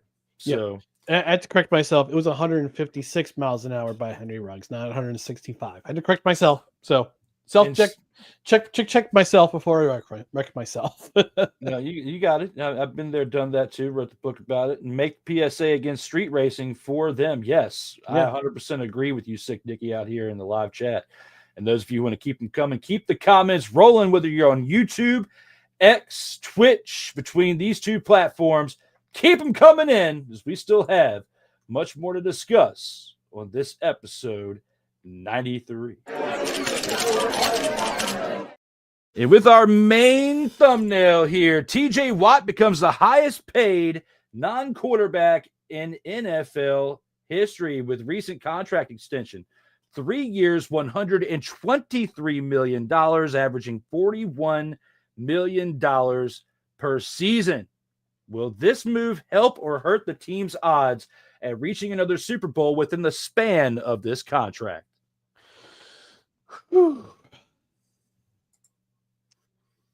could do both, honestly. It could do both. I'll tell you why. It helps them in the short term because it seems like the acquisition of DK Metcalf, the trade that they made with Seattle, the acquisition of Aaron Rodgers for that 1-year contract. He wants to try to go out with a bang. Wants to get those 2 years in New York, one Jets drive, were pretty forgettable for Aaron Rodgers. So he wants to prove that he still can play in the NFL, can still win. And now with TJ Watt getting a contract extension, 3 years, 123 mil. How much of that was guaranteed? 90 mil was guaranteed at least. So in the short term, it helps the Steelers because this is, I think I may have mentioned this before in the program. This is an all-in situation for the Steelers. This is they're pushing their chips to the table. Mike Tomlin still wants to prove he's a winning coach in the NFL. If he leads the Steelers to the Super Bowl, he wants to prove that he can still win. They brought in Arthur Smith. Who knows how that relationship is going to be with Aaron Rodgers? We don't really know. But TJ Watt basically saying, "Yeah, I'm the reason why this defense goes the way it goes." It was a smart move in the short term by the Steelers. And there's a reason why. And again, it just goes to show that the Steelers are willing to pay for defense. They're the highest paid defense in the NFL. And they're just upping the price more with this contract extension. I mean, part of it is ego driven because we saw what happened with Myles Garrett in the offseason where he said, "I want to be traded." And then Cleveland said, "Well, here's a bunch of money.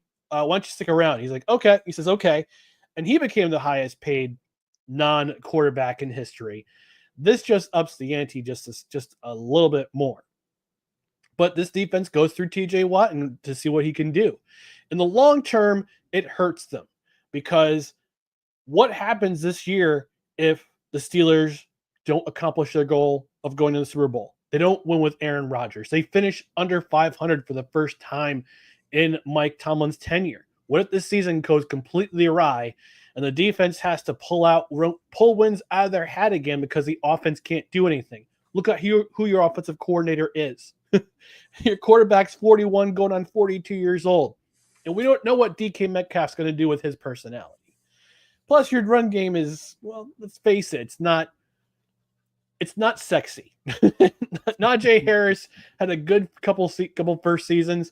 He's not the running back he was 2 seasons ago. So anything can happen this year. So in the short term, yes, it helps them because at least, TJ Watt's coming back.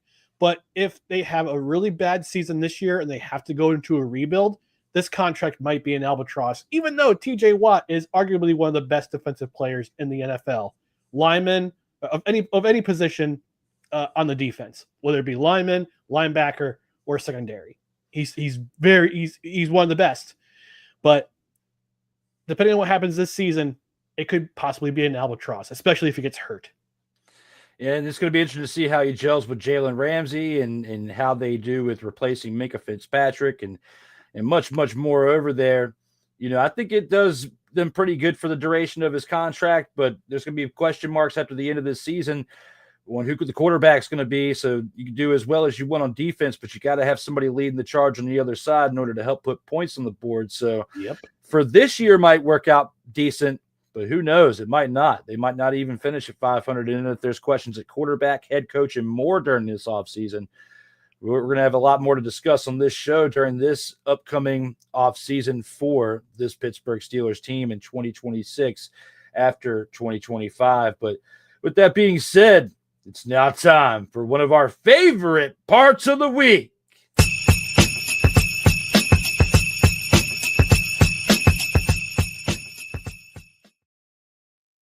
And now for the Snowflake of the Week. Ryan, who is your choice for the Snowflake? My Snowflake of the Week goes to the entire offensive line of the Saskatchewan Roughriders. In the words of Jim Ross, the great Jim Ross. By God, terrible. 3 sacks allowed. Also, they only got total 16 total rushing yards. Total rushing yards. And because of their effort, they could not help quarterback Trevor Harris, feel comfortable in the pocket. If you're a quarterback who's comfortable in the pocket, you can do whatever you want. If your line is helping you grind down the other team, run the ball as many times as possible. But if you can do neither and you get dominated by the other team, you are not going to win. And Saskatchewan, like I said in the upset of the week in the first game of the docket on this this rundown, they were lucky the score was only 24-10 because of what their defense was doing and then forcing 2 picks out of Vernon Adams Jr. But their offense could not get things going. Your offense starts, yes, it goes through the quarterback. You get your skill position players, but if you can't do anything on the offensive line like these guys did, you're not going to win a game. And it was just disappointing for a crowd that had to wait till the next day to have this game played, had the effort that they did. They earned my Snowflake of the Week. Solid choice for Snowflake of the Week there, sir. And you made Drew cry. Come on. Yes. Well, I didn't cry. I might have reacted too soon to that. No, I did not admittedly cry on that day. Okay, you disappointed him. He's not bad. He's just disappointed in you guys. I cursed. I did that. Yes, just as I did almost earlier when I made those mistakes. We're now talking about the Snowflake of the Week, and it's my turn to show something that I created during our first commercial break, and that is where I'm going to poke fun at myself and call myself the honorable mention for Snowflake of the Week. Okay? Yes, Snowflake of the Week, honorable mention myself for fumbling when mentioning the wrong quarterback earlier, when I said that Dustin Crum was playing instead of Drew Brown and mentioning the wrong dumpster Pelican quarterback for the Red Blacks. And also for mentioning the word reception instead of sack. When discussing the Argonauts defense earlier, no, you do not have receptions on defense. You have sacks. And for that, and the fact that I said that Rashee Rice was a running back and not a wide receiver when mentioning him, I'm giving myself the honorable mention of Snowflake of the Week for completely fumbling the football and messing things up to where I did this to myself and the people.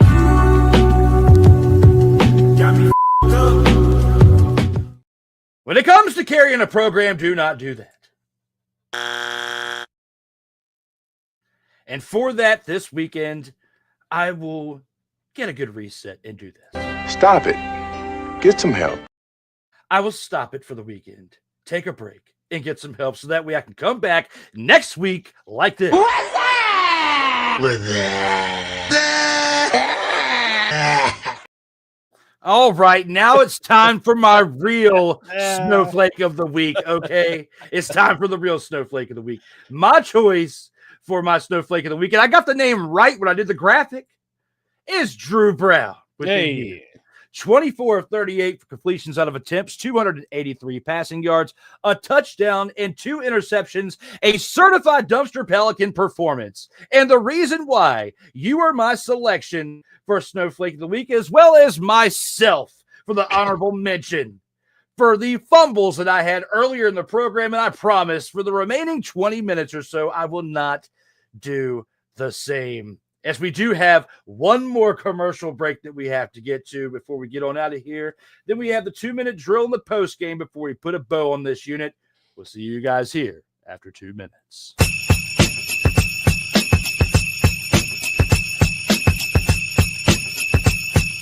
Later, the post game. But coming up next, the 2-minute drill.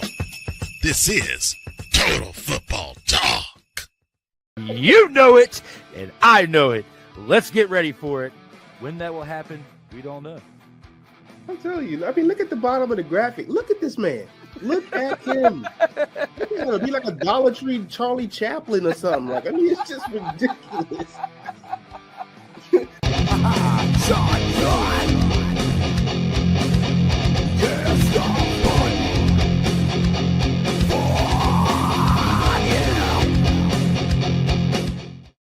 Hey, ladies and gentlemen.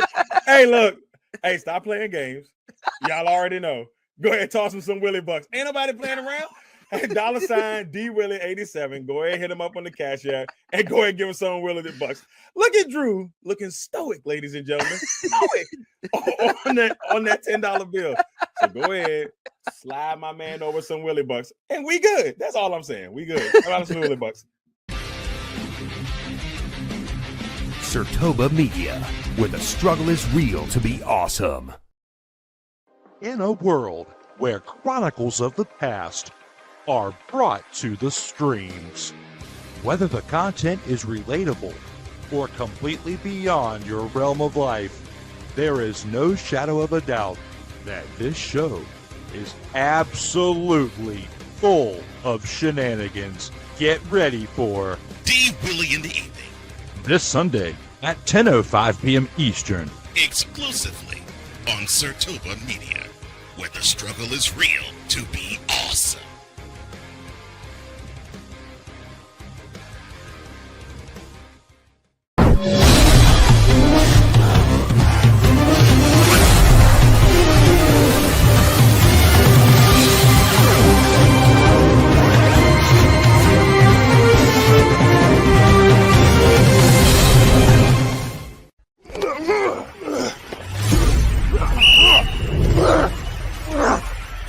It's that time of the show where we start talking about the 2-minute drill. Welcome back to episode 93 of Total Football Talk, presented by Sertoba Media, where the struggle is real to be awesome. I'm your host, Drew Willingham, along with special guest host Ryan McCarthy, as we have the 2-minute drill to discuss and much more here for this episode.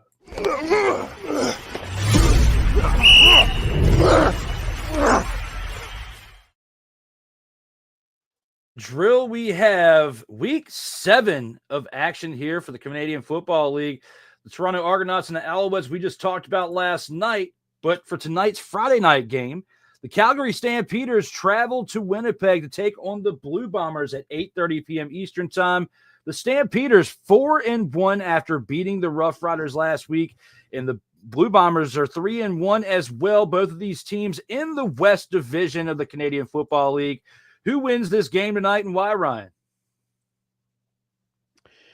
So let's go over some key points for this game. 2 weeks ago, the Winnipeg Blue Bombers have had 2 weeks to think about this game. They were off last week. They had a bye week last week. And 2 weeks ago, they were absolutely punched repeatedly in the mouth by the Calgary Stampeders, both offensively and defensively. Zach Collaros is probably his worst game as the Winnipeg Blue Bomber, had 2 pick sixes. But that was for the Stampede Bowl. This is a different situation. Winnipeg is at home. Winnipeg's, the Princess Auto Stadium is a fortress for the Winnipeg Blue Bombers. Ever since it opened a few years ago, it's been a fortress for this team. And like I mentioned at the top of the show, towards the top of the show, during the first segment, Calgary has lost 9 in a row at Princess Auto Stadium. They're coming off a big win against Saskatchewan where they outplayed them physically, but this is against Winnipeg. Winnipeg, again, is very good at home, and they need to not have a repeat performance from 2 weeks ago. They've had a week to heal. You got a couple of guys who on the offensive side of the ball are going to be out of the lineup. Dalton Schoen's going to be out for this week, as is Stanley Bryant. But as has been the case for the Winnipeg Blue Bombers over the last since Coach Mike O'Shea took over this team, it's a next man up mentality. So it's going to be next man up. And one guy they have to get going, they have to get Brady Oliveira going. He was shut down for most of the game in their last game against Calgary. Only had 61 yards on 13 carries and a touchdown, but that touchdown came very late in the game. So Winnipeg has to get things going early. They need to score some points, They need to play defensively. They need to do a much better job defensively. Force a turnover or two from Vernon Adams Jr. They need to contain Damian Alford, who has been playing lights out the last couple of weeks. So that being said, I'm going to take Winnipeg in this game. They're going to have to get their revenge against Calgary, and they're going to do what they usually do: get some points. Try to get the other team to believe that they're going to be in this game, but I think Winnipeg bleeds the clock, get a late touchdown, and they win by at least 8 points. So I'm going to take Winnipeg in this game.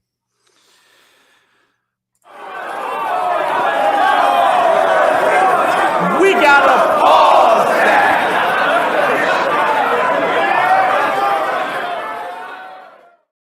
I'm going to respectfully disagree and say that the Calgary Stampeders will win this game, in my opinion. We are split for the first time on a Friday pick in quite some time going into these picks. I got Stampeders.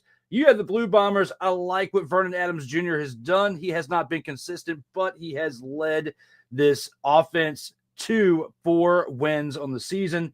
I think they can continue to do it. I'm taking them on the road, even though I really like what the Blue Bombers have done in Winnipeg. Just to start things out with a little bit of fire, I'm going to say right here and now that I respectfully disagree, and we'll see what happens with tonight's game. Hey. Who's giving them the business? Now to the Saturday game, my Saskatchewan Roughriders look to avenge their first loss of the season from this past week when they played the Stampeders in that OG Friday, then shifted to Saturday contest. The Roughriders 4-1 playing this Saturday at 7:00 p.m. Eastern Time in British Columbia against the Lions. Now, with this Lions team who is 3-3 at this point, Ryan, do you think they win this game at home, or do the Roughriders come into town and rough them up? So these two teams played a few weeks ago in Saskatchewan, and James Butler had a great game. However, their quarterback in that game was not Nathan Rourke. His quarterback was Jeremiah Masoli, and he had an awful game. Threw three interceptions, including a pick six to close the first half. This game's a little different because it's in BC, it's in British Columbia, and Nathan Rourke is at the helm at quarterback. And we saw what he did against the Montreal Alouettes, who had a very formidable defense 2 weeks ago. We saw what he did against Edmonton last week. Edmonton is who they are. Saskatchewan's a little bit different animal.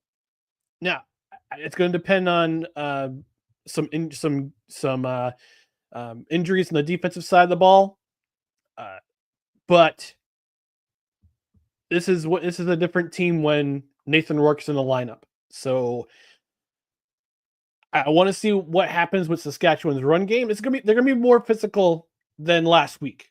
BC is a little less physical than Calgary, that's for sure. But I think Nathan Rourke is the X factor in this game. So I'm gonna take the BC Lions in this one.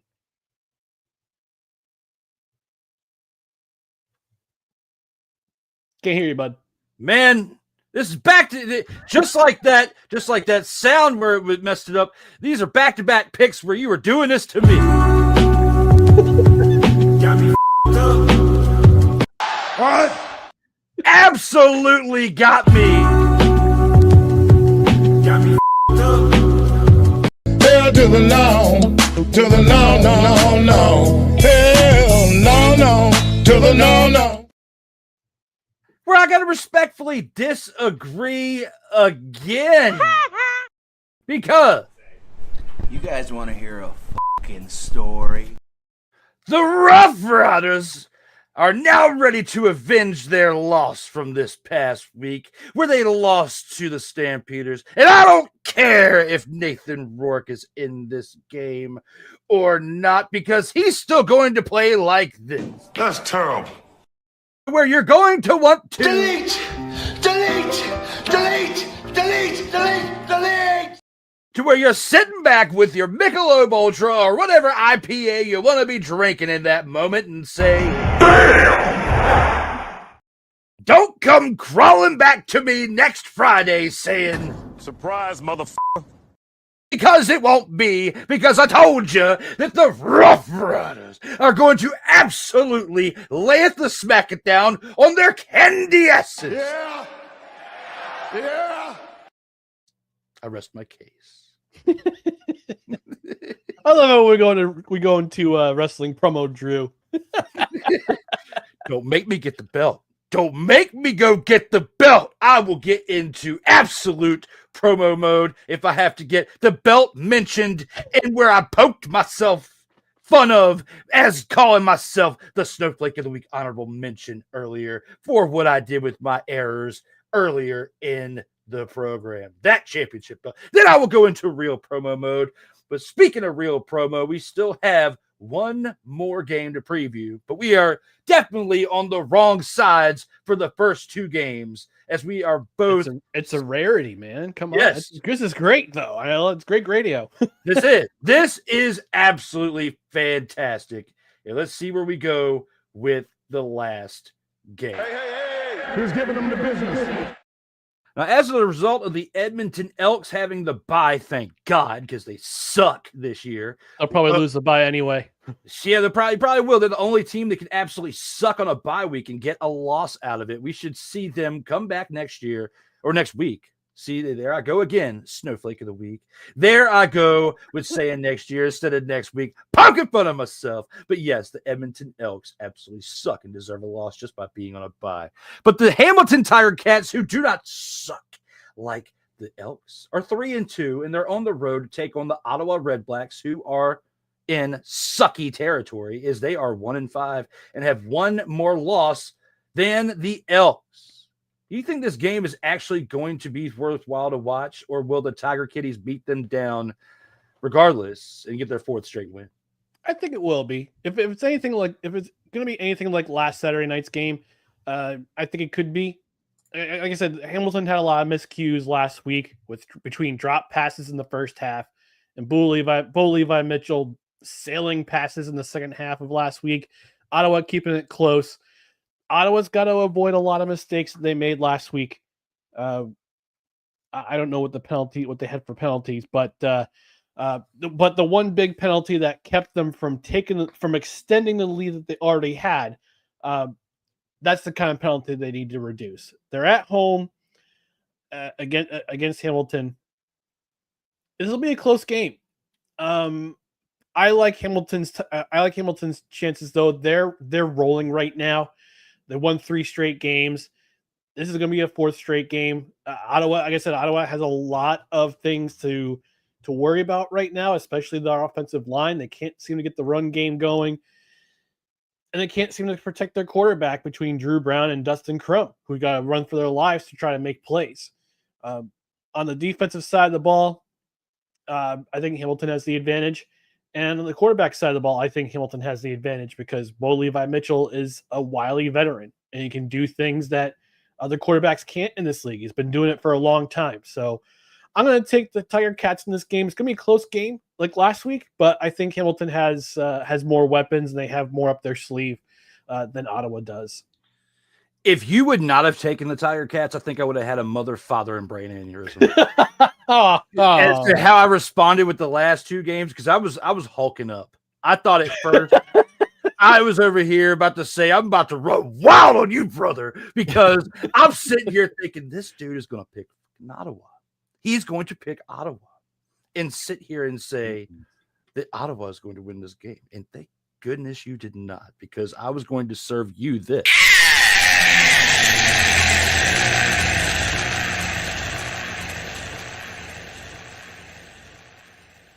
Delete!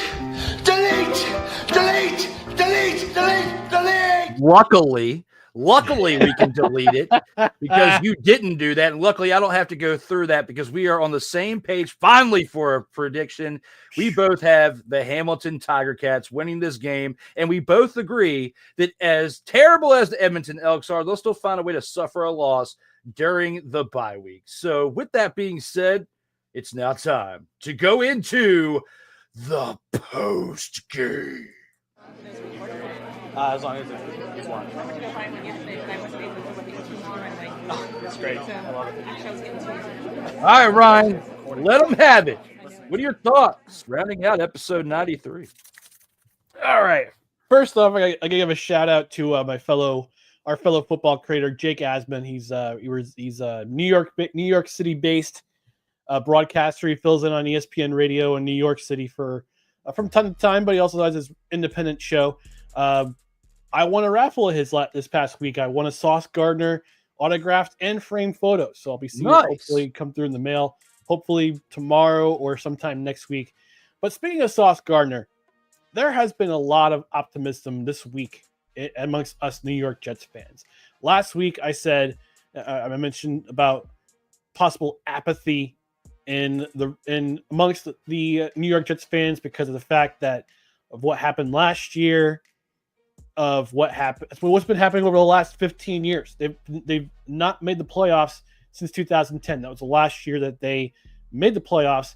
And there just seems to be some apathy amongst fans. And I kind of challenged that last week, and I said I think there's more of a quiet hope because of how this offseason has not been chaotic, how it has not been revolving around a certain quarterback who's no longer with us anymore, hasn't revolved around coaches clowning themselves, and the owner not be clowning themselves either, and the general manager too. This is a new era, and they're doing things quietly. This week, we found out that the Jets extended the contracts of both Garrett Wilson and Sauce Gardner. They'll be under contract until the year 2030. Now, here's the kicker. These contracts that they have, these extensions, and they signed big contracts, they don't go into effect for another 2 seasons. So what they can do is run out the contracts that they currently have. They don't have to have the 5th-year options exercise. They already are in effect. They already are. They're already extended.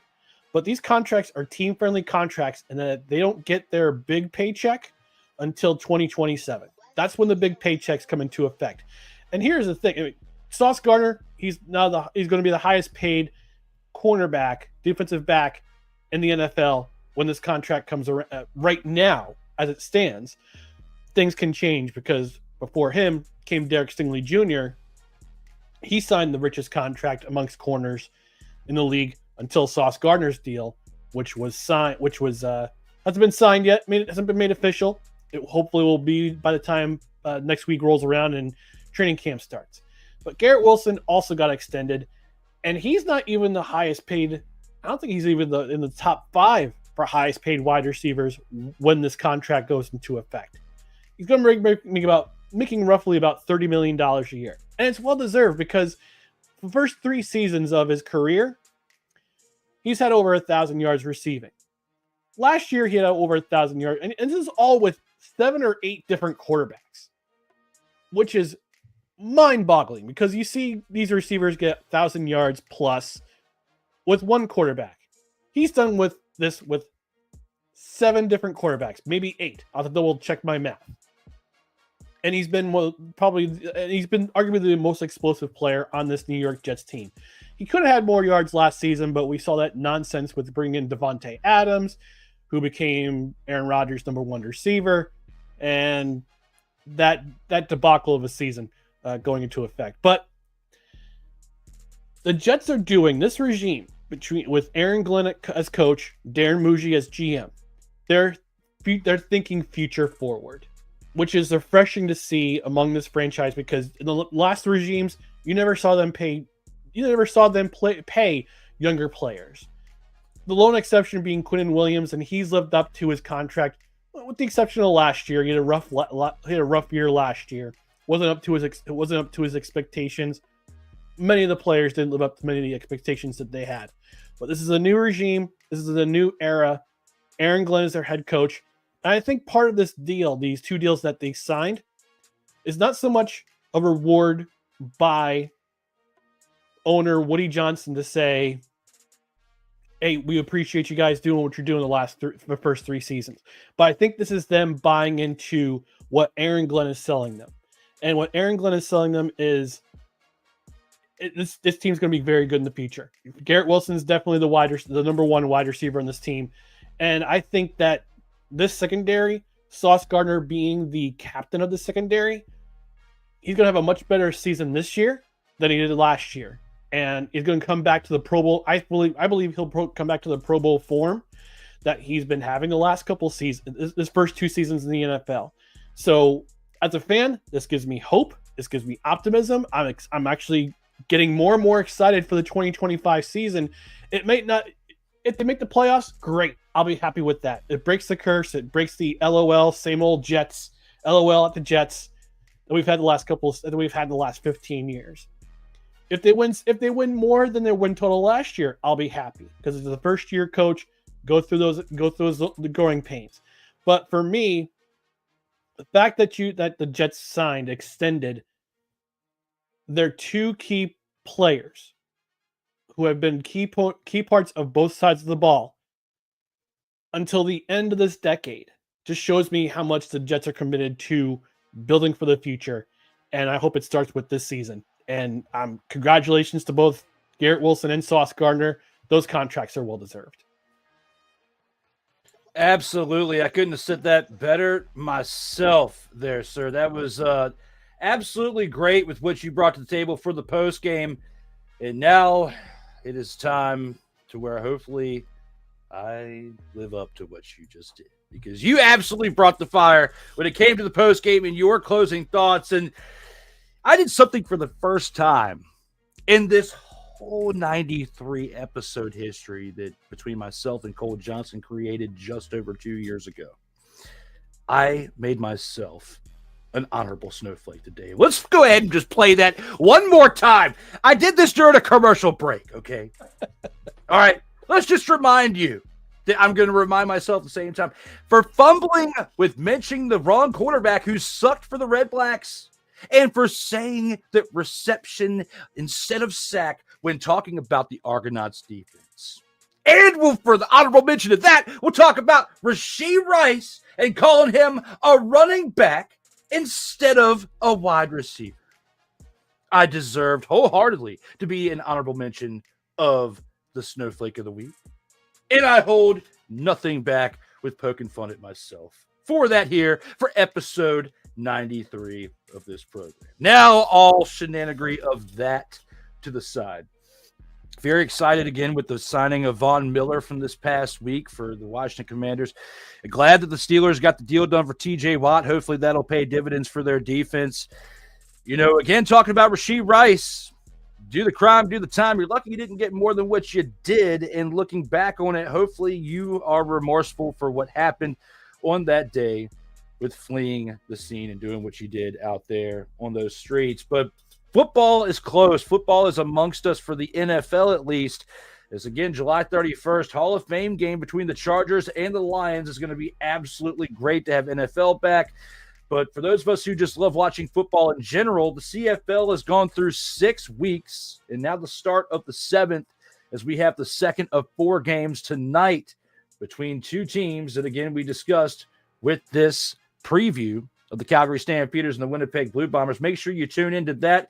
If you want to check out some football tonight, make sure you're back next week for episode 94 of Total Football Talk, as this week, again, Mr. McCarthy was here, and hopefully we can get him back next week for another round of discussions for Canadian Football League. For episode 94, we are just a little under 2 months away from celebrating episode 100 of Total Football Talk. And when we do that, we'll be at the start of the NFL season with much more to discuss for 2025. Yes, sir. And more as we celebrate America right there for the 4th of July in the month of July, and much more continuously throughout. We have had one great episode here for episode 93 and look forward to much more to come within the coming weeks. And Ryan, thank you again, as always, for being here to break things down within the game of sport of football, American football, and Canadian football themselves. We've only got one more thing to do, and that's look at one semi-badass outro, as well as say the final thoughts to you. Just like in football, in life, keep your head up. And remember to always keep playing until the whistle blows. Not the window closes, but the whistle close with the blows. I just messed it all up as I have before. I'm trying. Give me a break as I'm giving you some shenanigery on the way out of here. But the one thing I can tell you without fumbling, because it truly comes from the genuinosity of myself, and that is to, as always, for yourself, myself, Mr. McCarthy, your family, everybody up there who cares about you, stay safe out here in these streets.